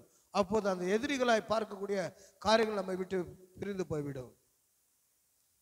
பிசாசு இப்படிப்பட்ட காரியங்கள் நம்ம வாழ்க்கையில் நடக்கக்கூடாதபடிக்கு பலவிதமான போராட்டங்களை கொடுத்து விடுவான், பலவிதமான எண்ணங்களை கொடுத்து விடுவான், பலவிதமான சூழ்நிலைகளாக நம்ம எடுத்துக்கொண்டு போகும்பொழுது நாம் அதுக்குள்ளாக அமிழ்ந்து போய்விடும் போது இந்த எண்ணம் எல்லாம் நமக்கு வராது. ஏன்னு சொன்னால், ஒரு பிரச்சனை பிசாசு கொடுத்து விட்டான் என்று சொன்னால் அதை குறித்தே நாம் என்ன செய்து கொண்டிருப்போம், யோசித்துக் கொண்டிருப்போம். பிசாசின் தந்திரமான காரியங்கள் இது பயங்கரமான ஒரு காரியம். ஜாக்கிரதையாக இருக்க வேண்டும். நாம் ஒரு காரியத்தை நமக்குள்ள கொடுத்து விடுவான். அந்த காரியத்தை குறித்து நாம் ஒவ்வொரு நாளும் அதை சிந்தித்து கொண்டு, யாரோ ஒரு வார்த்தையை சொல்லிவிட்டிருப்பார்கள், யாரோ ஒருவர் நமக்கு விரோதமாக பேசியிருப்பார்கள், அதை குறித்து திங்க் பண்ண முடியாது. இவர்கள் இப்படி செய்து விட்டார்களே, இப்படி பேசிவிட்டார்களே, எனக்கு விரோதமாக இப்படி எழும்பி விட்டார்கள் என்று சொல்லி இதை குறித்து திங்க் பண்ணும்படியாக பிசாசானவன் பல சமயங்களில் எதிரிகளை எழுப்பி விடுவான். ஆனால் வேதம் சொல்லுகிறது, பூமியில் உள்ள வம்சங்கள் உனக்குள்ளாக ஆசீர்வதிக்கப்படும் என்று. ஆகவே நாம் சொல்ல வேண்டும், நான் ஆசீர்வதிக்கப்படும்படியாக அழைக்கப்பட்டவன், நான் ஆசீர்வாதத்துக்கு ஏற்ற ஒரு பாத்திரவான் என்று நம்மை நாமே யோசித்து பார்க்க வேண்டும். இந்த காரியங்களுக்குள்ளாக சிக்கிக்கொள்ளக்கூடாது பிரியமானவர்களே. ஏனென்று சொன்னால், நம்மை ஆசீர்வதிக்கும்படியாக தேவன் அழைத்திருக்கிறார். நம் மூலியமாக ஒரு கூட்டத்தை ஆசீர்வதிக்கும்படியாக விரும்புகிறார். இந்த வம்சங்கள் எல்லாம் தேவன் ஆசீர்வதிக்கும்படியாக நம் மூலியமாக ஆசீர்வதிக்க வேண்டும் என்று ஆண்டவர் விரும்புகிறார் பிரியமானவர்களே. அல்லேலூயா, அல்லேலூயா. ஆகவே தான் ஆபிரகாம் இந்த வார்த்தைக்கு கீழ்ப்படிந்து அவன் என்ன செய்கிறான், அந்த தேசத்தை விட்டு புறப்பட்டு போகிறான். அது பாருங்க, 5ஆம் வசனத்தை வாசிங்க. போனான். ஆமென். ஹல்லேலூயா, ஆமென். இங்க பார்க்கும்பொழுது அதுதான் பாருங்க, அவன் போகும்பொழுது 75 வயதாக இருக்கிறான். இப்போது அந்த வசனத்தை வாசிப்பது 6ஆம் வசனம் 13:6.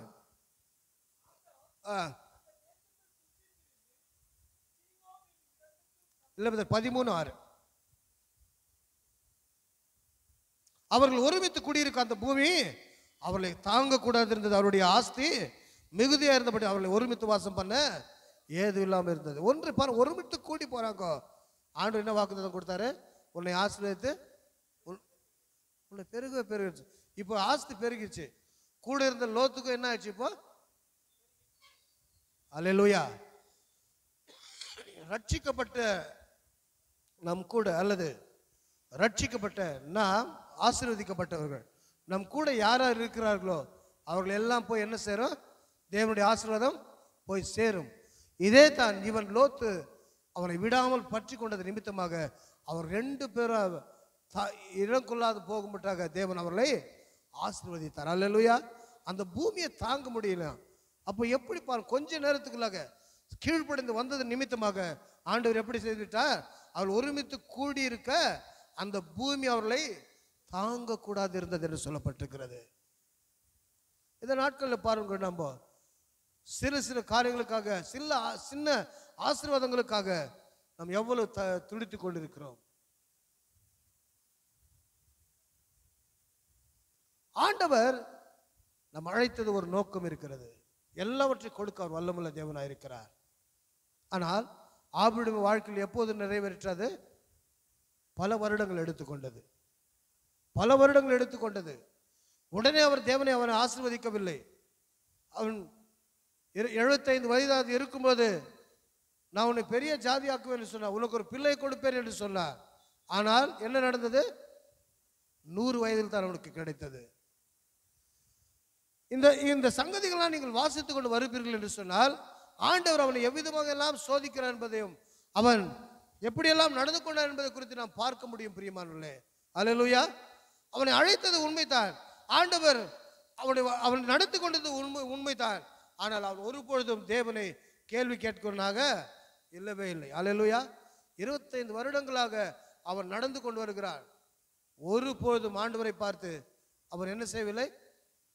வீணாக கேள்வி அவன் கேட்டதாகவே நாம் இல்லை. பிரியமானவர்களே, அல்லேலூயா, அல்லேலூயா. ஒரு வசனத்தை வாசிக்கலாம்.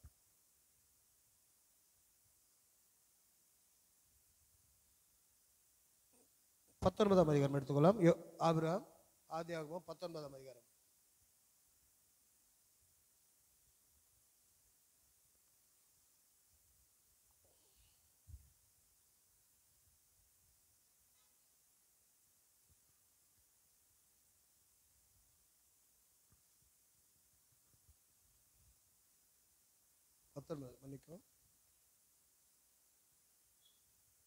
மன்னிக்கவும் 22ஆம் அதிகாரம் எடுத்துங்க.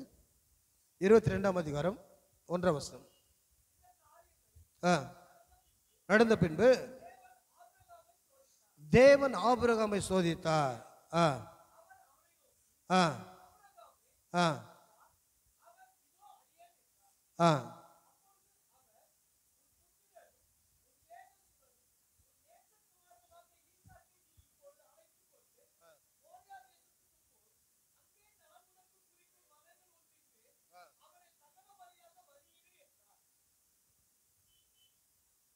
இங்க ஒரு காரியத்தை பாருங்க. ஆண்டவர் என்ன செய்தார்? சொன்னபடியா என்ன பண்ணிட்டாரு? ஒரு குழந்தை கொடுத்து விட்டார். எத்தனை வயதுல கொடுத்தார்? 100 வயதா இருக்கும் கொடுத்தார். இப்போது என்ன சொல்லுகிறார்? அந்த பிள்ளையை என்ன பண்ணிப்போ மோரியா தேசத்துக்கு கொண்டு போய் அங்கே உனக்கு குறிக்கும் மலையில் என்ன பண்ணினேன்? தகரபலியா ஒப்பு கொடுன்னு சொல்லுகிறார். அல்லேலூயா. அது மாத்திரமல்ல, இவர் பிரயாணம் பண்ண வேண்டிய ரொம்ப வெகு தூரமா இருக்கிறது. அவர் இருக்கிற இடத்திற்கும் அந்த மோரியா தேசத்துக்கும் ரொம்ப தூரம். அங்க இருக்கிற ஒரு மலையில் என்ன பண்றாரு? அவனை எனக்காக பலி கொடு என்று ஆண்டவர் கேட்கிறார். ஆனால் அவர் ஒரு வார்த்தையும் சொல்லவில்லை. அல்லேலூயா. ஒருவேளை ரெபேக்கால அந்த சாராளுக்கு அந்த விஷயம் தெரிஞ்சு என்ன இருக்கும்? என்ன நடந்திருக்கும்? கண்டிப்பா தடை செய்திருப்பார். ஆண்டவர் இவனோடு பேசும்போது அவர் என்ன செய்தார்? கீழ்ப்படிந்தார். ஒருவேளை சாராளுக்கு அந்த விஷயம் தெரிஞ்சிச்சுன்னா என்ன சொல்லுங்க? நான் இத்தனை வருடங்களாக காத்து கொண்டு ஆண்டு எனக்கு கொடுத்திருக்கிறார், உண்மை வேணும்னா நாங்கள் 2 பேரும் சேர்ந்து பலி கொடுக்குறோம், நீ வாங்கன்னு சொல்லி கூப்பிட்டு போயிருப்பாங்க. ஆமென். ஆனால் இங்கே நடக்கிற காரியம் ஒரு வார்த்தையும் அவரிடத்தில் சொல்லவில்லை. இந்த அதிகாரி முழுவதும் வாசிப்பேன்னு சொன்னார். தன் மகனை அழைத்து கொண்டு போகிறார். அவர் வழியில் தன் மகன் கூட என்ன கேட்கிறார்? அப்பா, விறகுகள் இருக்கிறது, ஆடு எங்கன்னு கேட்கிறார். அல்லேலூயா. பலி கர்த்தர் பார்த்து கொள்வார் என்று சொல்லுவார். என்ன சொல்லுவார்? பலிக்கான ஆடை கர்த்தர் விசுவாச அறிக்கை. அல்லேலூயா. அவனை ஒன்று சொல்லவில்லை. அங்கு கொண்டு போய் தன் மகனை 16 ஒரு இளம் வாலிபனை கைகளை கால்களை கட்டி அந்த பலிப்பிடத்தில் வைக்கும் போது தான் அவரை கொல்லும்படியாக அவனை வெட்டும்படியாக கரை எடுக்கும்போது ஆபிரகாமே, பிள்ளையாண்டன் மேல் பொய்யை போடாது என்று சொன்னார். அல்லேலூயா. அது வரைக்கும் தேவன் அவனை சோதித்தார். அது வரைக்கும் தேவன் அந்த காரியங்களை பார்த்து கொண்டு இருந்தார். அவன் விசுவாசம் எப்பொழுது பெரிது பாருங்க. ஆகவே தான் ஆண்டவர் சொல்கிறார், இவன் விசுவாசத்தின் தகப்பன் என்று அவனை குறித்து சொல்லப்பட்டிருக்கிறது. அல்லேலூயா, அல்லேலூயா. ஆண்டவர் அது மாத்திரமல்ல, அவனை எவ்விதமாய் சோதிக்கிறார் என்பதை குறித்து சில காரியங்களை பார்க்கலாமா? 17ஆம் அதிகாரம் 1ஆம் வசனத்தை வாசிப்போம்.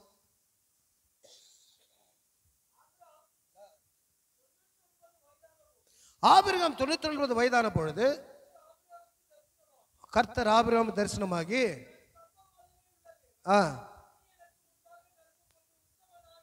பாருங்க எவ்வளவு இப்போ எத்தனாவது வயசில் அவர் அழைத்தார் ஆண்டவர்? அழைத்தது 75 வயது கூப்பிட்டாரு. இப்போ எங்கே வந்து இப்போ எத்தனாவது வயசில் சொல்கிறாரு? 99 வயசில் என்னவென்று சொல்லுகிறார்? நீ எனக்கு முன்பாக நடந்து கொண்டு 23 வருடங்கள் கடந்து விட்டது. இப்போ 99வது வயசில் வந்து என்ன சொல்றாரு? நீ எனக்கு முன்பதாக நடந்து கொண்டு உத்தமனாயிரு. ஏன் என்று சொன்னால் அடுத்த வருடத்தில் என்ன செய்ய போகிறார் ஆண்டவர்? ஒரு அற்புதத்தை செய்ய போகிறார். அல்லேலூயா. எனக்கு அன்பான இது கேட்டுக்கொண்டிருக்கிற அருமையான சகோதர சகோதரியே, நீங்கள் இதுவரைக்கும் எப்படியாக வாழ்ந்திருந்தாலும் பரவாயில்லை, எப்படியாக நாம் ஜீவித்திருந்தாலும் பரவாயில்லை, ஆண்டவர் இந்த காலை வேளை நம்மை பார்த்து சொல்லுகிறார், நீ எனக்கு முன்பதாக நடந்து கொண்டு உத்தமனாயிரு, உத்தமனாயிரு என்று ஆண்டவர் சொல்லுகிறார். அல்லேலூயா. நம்மை பார்த்து அதை தான் சொல்லுகிறார். சில சமயங்களில் நாம் தேவனுடைய பாதையில் நாம் சென்று கொண்டிருக்கும் போது அல்லது ரட்சிக்கப்பட்டு நம்முடைய வாழ்க்கை வாழ்ந்து கொண்டிருக்கும் போது பல சமயங்கள் நம்முடைய ஆசீர்வாதங்கள் நம்ம வந்து சேராது இருக்க காரணம் என்று சொன்னால் ஒருவேளை உத்தமமாய் நாம் நடந்து கொண்டாமல் இருக்கிற காரணமாக இருக்கலாம். அல்லேலூயா. சிலர் என்ன செய்வார்கள்? ஆண்டவருக்காக எல்லாவற்றையும் செய்வார்கள். தசமபாகம் கொடுப்பார்கள், காணிக்கை கொடுப்பார்கள், எல்லா வேலைகள் சபையில் செய்வார்கள். ஆனால் தம்முடைய வாழ்க்கையில் என்னமே இருக்காது, உத்தமமான ஒரு வாழ்க்கை இருக்காது. அந்த ஆண்டவர் இந்த காலையில் நம்மை பார்த்து சொல்லுகிறார், நீ எனக்கு முன்பாக நடந்து கொண்டு உத்தமனாயிரு, உத்தமியாயிரு ஆண்டவர் சொல்லுகிறார். நம்ம ஒப்பு கொடுக்கும் போது கர்த்தர் நம்மை அவ்விதமாய் ஆசீர்வதிக்க அவர் வல்லமுள்ள தேவனாய் இருக்கிறார். பிரியமானவர்களே, இது சற்று யோசித்து பார்க்கும்போது எதற்காக ஆண்டவர் அந்த 99வது வயதில் வந்து அவர் என்ன சொல்கிறார் பாருங்க. அது மாத்திரமல்ல, என்ன சொல்லுகிறார்? கர்த்தர் ஆபிரகாம் தரிசனமாகி என்ன முதலாவது என்ன சொல்லுகிறார்? தரிசனமாகி என்ன சொல்லுகிறார்? ஒருவேளை அவன் அவிசுவாசமாய் போய்விடுவானோ, இத்தனை காலங்கள் நான் காத்து கொண்டிருந்தது வீணாய் போய்விடுவோம் என்று ஒருவேளை அவன் நினைத்திருக்கலாம். ஆனால் அவர் சொல்லுகிறார், நான் சர்வ வல்லமுள்ள தேவன், ஐ அம் காட் ஆஃப் ஆல்மைட்டி என்று ஆண்டவர் அவனுக்கு தரிசனமாகிறார்.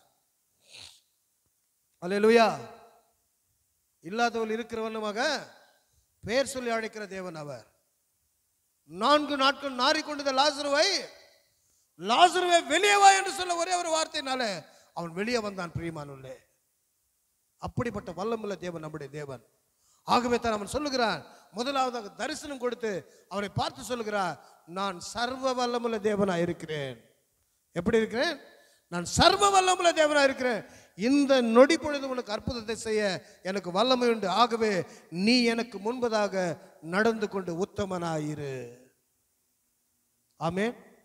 உத்தமமாய் நடக்கிறவர்களுக்கு கர்த்தர் நன்மை வழங்காத இரார் என்று வேதம் சொல்லுகிறது. உத்தமமாய் நடக்கிறவர்களுக்கு கர்த்தர் நன்மை வழங்குகிற தேவனாய் இருக்கிறார். அதைத்தான் யோபுடைய மனைவி இதைத்தான் சொன்னார், இன்னும் அவனுடைய உத்தமத்தில் நீ நிலை நிற்கிறீர். எந்த வார்த்தை சொன்னால்? இன்னும் அவனுடைய உத்தமத்தில் நீ நிலைத்திருக்கிறீர் என்று அவளை பார்த்து கேலி பரியாசம் தன் மனைவி சொன்னாள். அல்லேலூயா, அல்லேலூயா. அந்த வசனத்தை வாசிக்கலாமா? எடுத்துக்க யோபுவின் புத்தகம்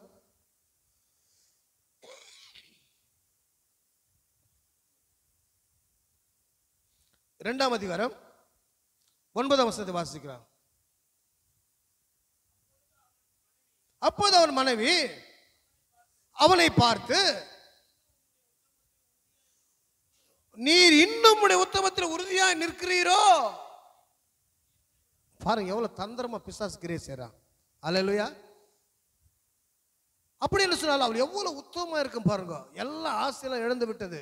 அது மேலுள்ள வசனத்தை வாசிப்பீர்கள் சொன்னால் எல்லாம் இழந்துட்டு அவள் சரீரம் எல்லாம் என்ன ஆயிடுச்சு? 8ஆம் வசனம் வாசிக்குது. ஒண்ணுமே கிடையாது, எல்லாம் இழந்துட்டான். வேற ஒரு யார் மட்டும் இருக்கிறாங்க? தன் மனைவி இருக்கிறாங்க, கூட இந்த வியாதி இருக்கிறது. என்ன வியாதி? உடல் முழுதும் பருக்களால் புண்களால் நிரம்பிய ஒரு வியாதி. இவன் பார்க்கிறா, துர்நாற்றம் எடுக்குது, இவங்கிட்ட துர்வாசனை வருகிறது. ஆக அவன் என்ன செய்கிறான்? அந்த ஒரு ஓட்டை எடுத்து தன்னை சுரண்டி கொண்டு என்ன பண்ணா சாம்பலில் உட்கார்ந்து கொண்டு வேதம் சொல்லுகிறது. அவ்வளவு வேதனை,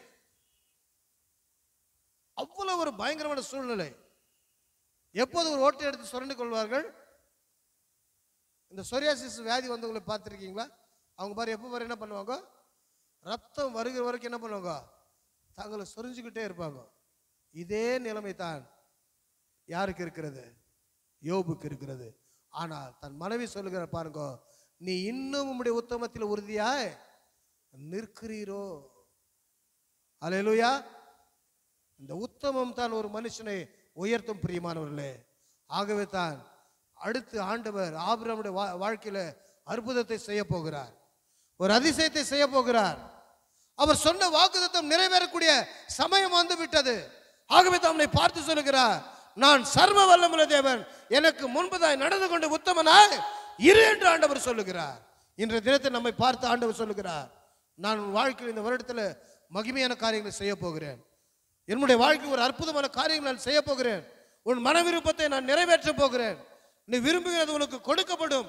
ஆகவே நீ எனக்கு முன்பதாக உத்தமனாய் நடந்து கொண்டிரு என்று ஆண்டவர் சொல்லுகிறார். அல்லேலூயா.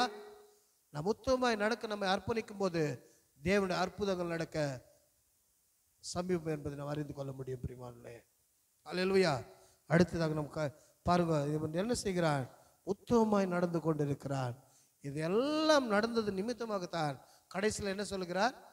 அந்த ஆசீர்வாதங்களை பார்த்து அவன் சொல்லுகிறார், தேவரீர் சகலவற்றையும் செய்ய வல்லவர். அல்லேலூயா. நாம் கூட பாருங்க, ஏதாவது ஒரு நன்மை திடீர்னு வந்துச்சுன்னா அதனுடைய வேல்யூவே நமக்கு தெரியாது. கஷ்டப்பட்டு செஞ்சாதான் அது தெரியும். அல்லேலூயா.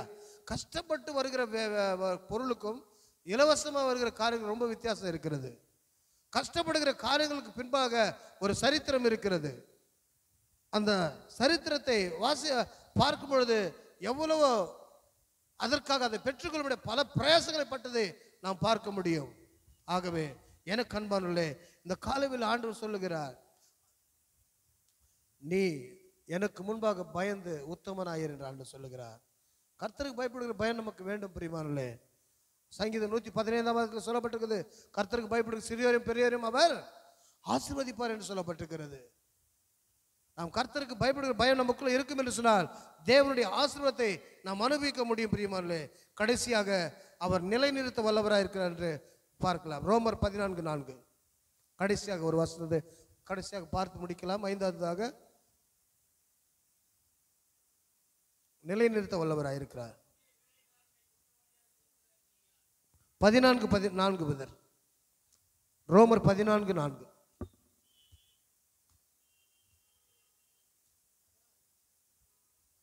வாசி.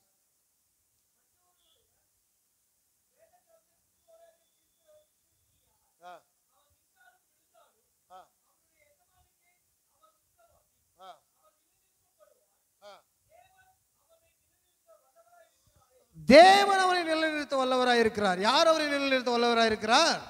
ஆகவே ஆண்டவர் சொல்லுகிறார், மற்றவர்களுடைய வேலைக்காரனை குற்றவாளியாக நாம் தீர்க்கக்கூடாது. அப்படி என்று சொன்னார், மற்ற யாரையும் குறித்து நாம் என்ன செய்யக்கூடாது? என்ன செய்யக்கூடாது? நியாய தீர்ப்பு செய்யக்கூடாது. என்ன செய்யக்கூடாது? குற்றவாளியாக தீர்க்கிறதுக்கு நமக்கு அதிகாரம் கிடையாது. அது யாரா இருக்கட்டும், மற்றவர்களை என்ன செய்யக்கூடாது? நாம் குற்றவாளியை தீர்க்க நமக்கு அதிகாரம் இல்லை. அவன் நின்றாலும் விழுந்தாலும் அவனுடைய எஜமானுக்கு அவன் உத்தரவாதி. அப்படின்னு சொன்னார், ஒரு மனுஷன் விழுந்தாலும் எழுந்தாலும் யாருக்கு உத்தரவாதி? தேவனுக்கு உத்தரவாதியாக இருக்கிறான். அல்லேலூயா. எந்த மனுஷனை குறித்து நம்ம என்ன செய்யக்கூடாது? நியாயம் தீர்க்கவே கூடாது. ஏன் என்று சொன்னால் தேவன் அவரை அழைத்திருக்கிறார், தேவன் அவர்களை தெரிந்து கொண்டிருக்கிறார், தேவன் அவர்கள் மீது பிரியம் வைத்திருக்கிறார். நீதிமான் எழுந்தாலும் விழுந்தாலும் எழுந்திருப்பான் வேதம் சொல்லுகிறது. அவன் ஆகவே தான் இந்த வசனம் சொல்லுகிறது, மற்றவர்களை குறித்து குற்றத்திற்கு நமக்கு அதிகாரம் கிடையாது. முடிந்தா அவங்க கண்கள் அவர் விழுந்திருக்கான்னு சொன்னா, ஒருவேளை அவரும் பாரம் இருக்கு என்று சொன்னால் நீ என்ன பண்ண போய் அவளுக்காக ஜெபிக்க வேண்டும், ஜெபம் பண்ண வேண்டும். அவருக்கு முடிந்தால் உபவாசம் இருந்து இப்படிப்பட்ட சகோதரி இவ்விதமான சூழ்நிலைகளுக்கு போயிருக்கார்கள் என்று சொல்லி நாம் ஜெபிக்க வேண்டும், உபவாசம் இருக்க வேண்டும். அதை விட்டுட்டு நியாயத்திற்கு அதிகாரத்தை தேவன் நமக்கு கொடுக்கவில்லை. ஏன் என்று சொன்னால் அவன் விழுந்தாலும் எழுந்தாலும் தேவனுக்கு அவன் யாரா இருக்கிறான்? உத்தரவாதியாக இருக்கிறான். அல்லேலூயா. அவருக்கு தான் அவன் உத்தரவு சொல்ல அவன் உத்தரவாதியாக இருக்கிறான். அது மாத்திரமல்ல, அவன் நிலைநிறுத்தப்படுவார் என்று வேதம் சொல்லுகிறது. எப்படி எப்படி சொல்லுகிறது வசனம்? அவன் நிலை நிறுத்தப்படுவான் என்று வேதம் சொல்லுகிறது. அவன் விழுந்தான் என்று நினைக்காதே, அவன் விழுந்து போனான் என்று நீ நினைக்காதே. வேத வசனம் சொல்லுகிறது அவன் நிலை நிறுத்தப்படுவான். அல்லேலூயா. அவன் நிலை நிறுத்தப்படுவான். அது மாத்திரமல்ல, தேவன் அவனை நிலைநிறுத்த வல்லவராயிருக்கிறார். அல்லேலூயா. God is able to make him stand. அவர் நிலைநிறுத்த வல்லவராயிருக்கிறார். ஒருபோது அவனை கைவிட்டு விடுகிற தேவன் அல்ல. ஆகவே இந்த காலையில் நம்மை பார்த்து சொல்லுகிறார். ஆகவே எனக்கு அன்பானவர்களே, இந்த வசனத்தை துவக்கத்தில் நான் சொன்னேன், தேவரீர் சகலவற்றையும் செய்ய வல்லவர், நீ செய்ய நினைத்தது ஒன்றும் தடைப்படாது என்று வேதம் சொல்லுகிறது என்பதை அறிந்திருக்கிறேன். இப்போ பாருங்க, அந்த யோபு சொல்லுகிறார், இத்தனை பாடுகளை அனுபவித்து, இத்தனை கஷ்டங்கள், இத்தனை தூஷணங்கள், அந்த சரித்திரத்தை நீ வாசிப்பீர்கள் என்று சொன்னார். தன்னுடைய நண்பர்கள் எத்தனை கேள்விகளால் தன்னை துளைத்தெடுக்கிறதை நாம் பார்க்க முடியும். பிரியமானவர்களே, தன்னுடைய நண்பர்கள் எல்லாம் வந்து அவனை அவமானமாக பேசுகிறதை, எவ்வளவாக ஏளனமாய் நீ தேவனுக்கு விரோதமாய் பாவம் செய்து விட்டாய், தேவனுக்கு விரோதமாக எழுப்பி விட்டாய் அப்படின்னு பலவிதமான காரியங்கள் இந்த அதிகாரங்கள்லாம் நீங்கள் வாசிப்பீர்கள் சொன்னார். அதெல்லாம் எப்படிப்பட்ட காரியங்களை அவர் சொல்லியிருக்கார் என்பதை குறித்து நாம் பார்க்க முடியும். அல்லேலூயா. இங்கு பார்க்கும் இந்த வசனத்தை வாசித்தது போல அவரை நிலைநிறுத்த வல்லவராக இருந்தார் தேவன் அவரை.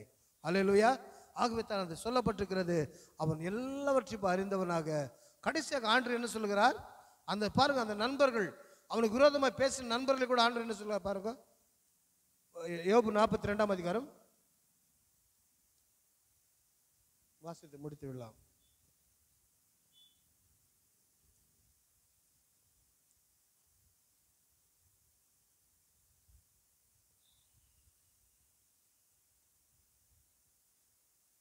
பத்தாம் வசனம் வாசிங்க. கர்த்தர் பாருங்க, யோபு தன் சிநேகிதருக்காக வேண்டுதல் செய்யும் போது கர்த்தர் அவன் சிறையிருப்பை மாற்றினார். யோபுக்கு முன்னிருந்த எல்லாவற்றை பார்க்கிறோம், இரண்டத்தினே கர்த்தர் அவனுக்கு தந்தருளினார். அல்லேலூயா. அல்லேலூயா. அது மேல் வசனம் வாசிக்கும் போது பாருங்க, ஆண்டவர் ஒரு வார்த்தை சொல்லுகிறார். 7ஆம் வசனம் வாசிங்க சார். 7:42.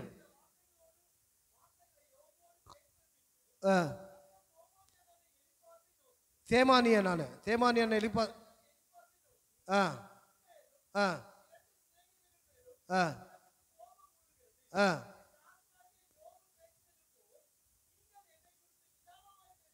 ஆண்டருக்கு யார் மேல கோபம் வந்துச்சுப்போ? தன் 3 சிநேகிதர்கள் நண்பர்கள் மீது, யோபுடைய நண்பர்கள் மீது கோபம் வந்துச்சு. காரணம் என்ன சொன்னால், அவர்கள் நிதானமாய் பேசவில்லை. அல்லேலூயா. ஒரு மனுஷனை நம் நியாயத்திற்கு முன்பதாக நிதானித்து அறிய வேண்டும். அல்லேலூயா. ஆகவே தான் 1 கொரிந்தியர் 11ஆம் அதிகாரம் 31ஆம் வசனம் என்ன சொல்லப்பட்டிருக்கிறது?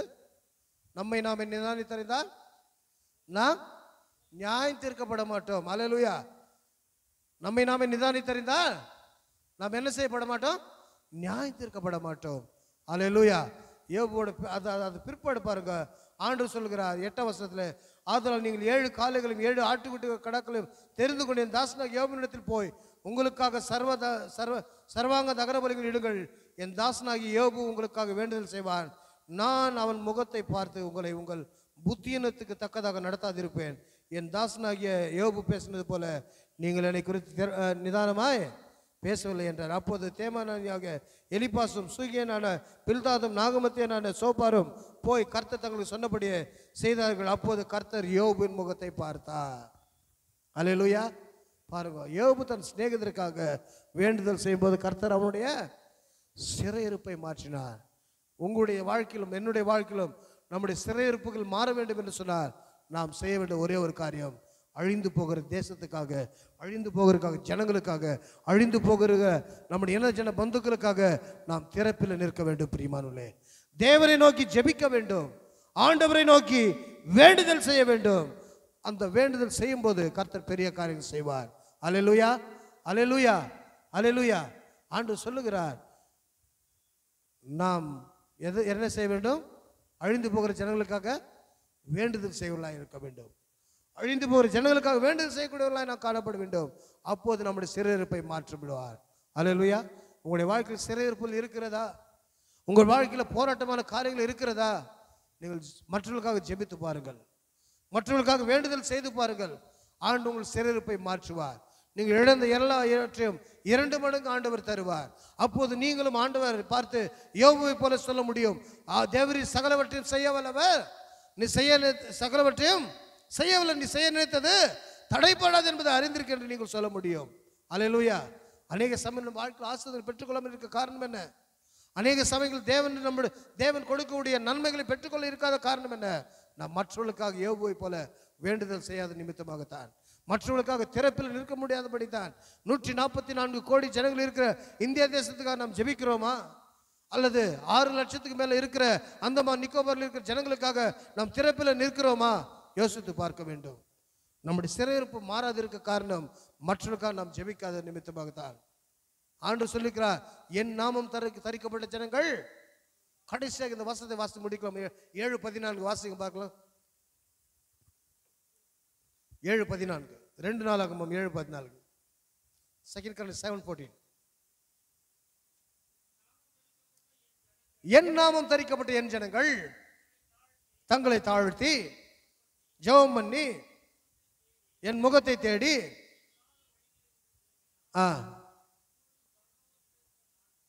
கேட்டு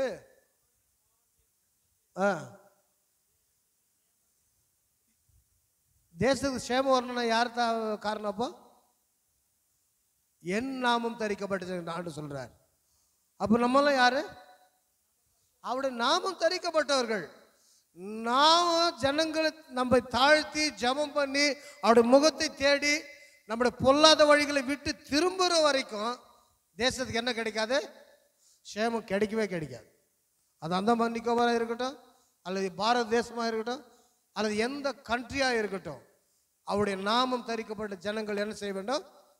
தங்களை தாழ்த்த வேண்டும். முதலாவது தாழ்த்த வேண்டும், அடுத்து ஜெபம் பண்ண வேண்டும், அடுத்து அவருடைய முகத்தை தேட வேண்டும், அடுத்து தங்கள் பொல்லாத வழிகளை விட்டு திரும்ப வேண்டும். அப்போது பரலோகத்தில் இருக்கிற தேவன் கேட்டு என்ன பண்ணுவாரா? தேசத்துக்கு சேமத்தை, பாவத்தை மன்னித்து தேசத்துக்கு சேமத்தை கொடுப்பேன்னு சொல்லுகிறார். எனக்கு அன்பானவர்களே, உன் குடும்பத்தில் பலர் ரட்சிக்கப்படாது இருக்கிறார்களா? உன் குடும்பத்தில் சிலர் ஆசீர்வதிக்கப்படாது இருக்கிறார்களா? அப்படின்னு சொன்னார். அவருடைய நாமம் தரிக்கப்பட்ட நீ உன்னை தாழ்த்தி தேவனுடைய சமூகத்தில் ஜெபம் பண்ணு, கர்த்தர் எல்லா சூழ்நிலையும் மாற்றுவார். அல்லேலூயா, அல்லேலூயா. ஆகவே தான் அது இதெல்லாம் அறிந்தவராகத்தான் யோபு சொல்லுகிறார், தேவரீர் சகலவற்றையும் செய்ய வல்லவர், நீ செய்ய நினைத்தது தடைப்படவே படாது. உன் வாழ்க்கையில் எதை நினைத்தாரோ அதை செய்தே முடிப்பார். இந்த வருடத்தில் அதை செய்வார், இன்றைக்கு அது செய்வார், நம்ம ஒப்பு கொடுக்கும் போது அதை செய்வார். அல்லேலூயா. உன்னுடைய வாழ்க்கை குறித்து, என்னை வாழ்க்கை குறித்து ஒரு திட்டம் இருக்கிறது, அதை செய்தே முடிப்பார். பிரியமானவர்களே, உபத்திர காலம் கொஞ்ச நாட்கள் தான், வேதனைகள் கொஞ்ச நாட்கள் தான், போராட்டங்கள் சில நாட்கள் தான், ஆனால் ஆசீர்வாதம் என்றைக்கும் நிலைத்திருக்கும். அல்லேலூயா, என்றென்றைக்கும் நிலைத்திருக்கும். நாம் என்ன செய்ய வேண்டும்?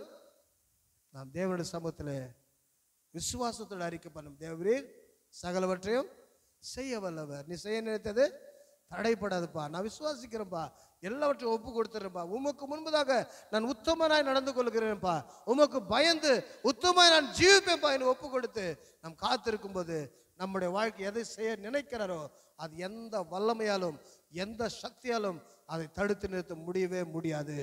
தேவன் எதை நினைத்தாரோ அதை உங்களுடைய வாழ்க்கை, என்னுடைய வாழ்க்கையிலும் செய்தே முடிப்பார். அல்லேலூயா, அல்லேலூயா. தேவரீர் சகலவற்றை செய்ய வல்லவர், நீ செய்ய நினைத்தது தடைப்படாது என்று நாமும் கூட அப்படி யோபுவை போல சொல்ல முடியும். கர்த்தர் தாம் இந்த வார்த்தைகளை ஆசீர்வதிப்பாராக. நம்ம எல்லோரும் கண்களை மூடி நாம் ஜெபிக்கலாம். எல்லாரும் கண்களை மூடி நாம் ஜெபிக்கலாமா? ஹல்லேலூயா. Thank you Jesus. Thank you Father. We worship you Lord. ஆண்டவரே உம்மை துதிக்கிறோம் ஆண்டவரே. ஹல்லேலூயா, ஹல்லேலூயா, ஹல்லேலூயா. நல்லவரே உம்மை துதிக்கிறோம். எல்லா கண்கள் மூடி ஜெபிக்கலாமா? எல்லாம் ஒப்பு கொடுக்கலாம். ஒரு நிமிஷம் ஆண்டவரோட சமூகத்தில் ஒப்பு கொடுக்கலாம். ஆண்டவரே எங்களை ஒப்பு கொடுக்கிறோம் ஆண்டவரே, எங்களை ஒப்பு கொடுக்கிறோம் ஆண்டவரே. தேவரீர் நீ சகலவற்றை செய்ய வல்லவர், நீ செய்ய நினைத்தது தடைப்படாது டாடி. உமக்கு நன்றி செலுத்துகிறோம். மகா உன்னதங்களில் வாசம் போகிற அன்பின் தகப்பனே, நன்மையான காலை வேலைக்காக உமக்கு நன்றி செலுத்துகிறோம். இந்த நாள் வார்த்தைகள் கூட என்னோடு பேசின வார்த்தைகளுக்காக உமக்கு கோடா கோடி நன்றிகளை ஏறெடுக்கிறேன் ஆண்டவரே. ஆண்டவரே, நாங்கள் வார்த்தைகளை பார்த்தோமையா தேவரே, நீ சகலவற்றை செய்ய வல்லவர், நீ செய்ய நினைத்து தடைபடாத ஆண்டவரே. நாங்கள் அறிந்திருக்கிறோம் ஆண்டவரே. நாங்கள் ஆண்டு ஆபிரமை பார்த்து நீ சொன்னீர், எனக்கு பயந்து எனக்கு முன்பதாக உத்தமனாய் நடந்து கொண்டு சொன்னீரே, அதே போல நாங்கள் நடந்து உடைய நாமத்தை மகிமைப்படுத்த கர்த்தர் உதவி செய்வீராக. அது மாத்திரமல்ல ஆண்டவரே, யோபு தன் சிநேகிதருக்காக ஆண்டவரே ஜெபித்த போது தன்னுடைய சிறையிருப்பை நீ மாற்றினீர். அதே போல நாங்களும் எங்கள் ஜனங்களுக்காகவும் எங்கள் இன ஜன பந்துக்களாகவும் எங்கள் ஆண்டவரே எங்கள் தீவுகளுக்காகவும் எங்கள் தேசத்துக்காக நாங்கள் ஜெபிக்கும் போது எங்கள் சிறையிருப்புகளெல்லாம் நீ மாற்றி விடுவீரப்பா. அதற்காக உமக்கு ஸ்தோத்திரம். வந்த ஒவ்வொரு பிள்ளைகளை பேர் பேராக தனித்தனிகளை ஆசீர்வதிப்பீராக. சிறு பிள்ளைகள் முதற்கொண்டு பெரியவர்கள் வரைக்கும் ஆண்டவரே நீர் ஆசீர்வதிக்கும்படி நாங்கள் ஜெபிக்கிறோம். தூர தேசத்துக்கு ஆண்டவரே போயிருக்கிற ஆண்டவரே அப்பா மெயின்லேண்டு போயிருக்கிற பாஸ்டருக்காகவும் பாஸ்டர் குடும்பம் அம்மாக்காகவும் ஆண்டவரே குடும்பத்திற்காகவும் ஜெபிக்கிறோம். அது போயிருக்க காரியங்களை ஆசீர்வதிப்பீராக. அது மறுபடியும் மீண்டும் ஆண்டு சுகபத்தத்தோடு கொண்டு வருவீராக. தொடர்ந்து பிரச்சனை அது வரைக்கும் நம்முடைய கிருபை சபையோடும் சபை மக்களோடும் எங்கள் அனைவரோடும் இருப்பதாக. தொடர்ந்து பிரசனமாயிரும். எல்லா துதியும் கனம் மகிமையும் உமக்கு செலுத்தி நசரேயனாகிய இயேசு கிறிஸ்துவின் நாமத்தினாலே ஜெய ஜெயங்களை ஏறெடுக்கும் நல்ல பிதாவே. என் ஆத்துமாவே